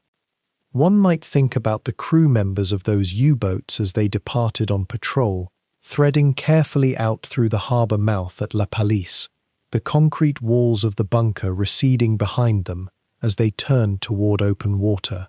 Some of those men were young, barely more than boys, conscripted into a service they did not choose. Some were career naval officers who believed in the honor of the service. Some were simply trying to survive, day by day, in a world that had become mechanized and merciless. The bunker sheltered them, protected them, gave them a home of sorts in a land that was occupied and strange and far from their own shores. And in their own way, they were also prisoners here, just as surely as the men who built it under duress. The endurance of La Pallice speaks to something deeper than the mere physical durability of concrete and steel.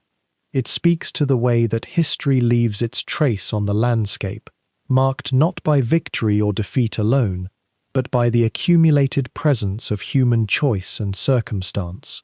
The base did not achieve what it was built to achieve. The U-boats did not win the war. The Atlantic did not become an impenetrable barrier to invasion. And yet for years, this place persisted as a symbol of German engineering and determination, a fortress that refused to break, even when the larger cause for which it was built had long since failed. Now, in the quieter years of this century, the bunker has become something else entirely. It is a place where school children come on field trips, learning about a war that ended before their grandparents were born. It is a museum, a memorial, a testament to human ingenuity and human cost. The rhythms that once governed it, the daily cycles of U-boat departure and return, the anxious waiting for news from the Atlantic, the constant state of alert against air raids, have all fallen silent. The sea has not forgotten, though. The Atlantic that once carried the U-boats out into its vastness continues to roll against the French coast with the same patient indifference it has shown for millennia.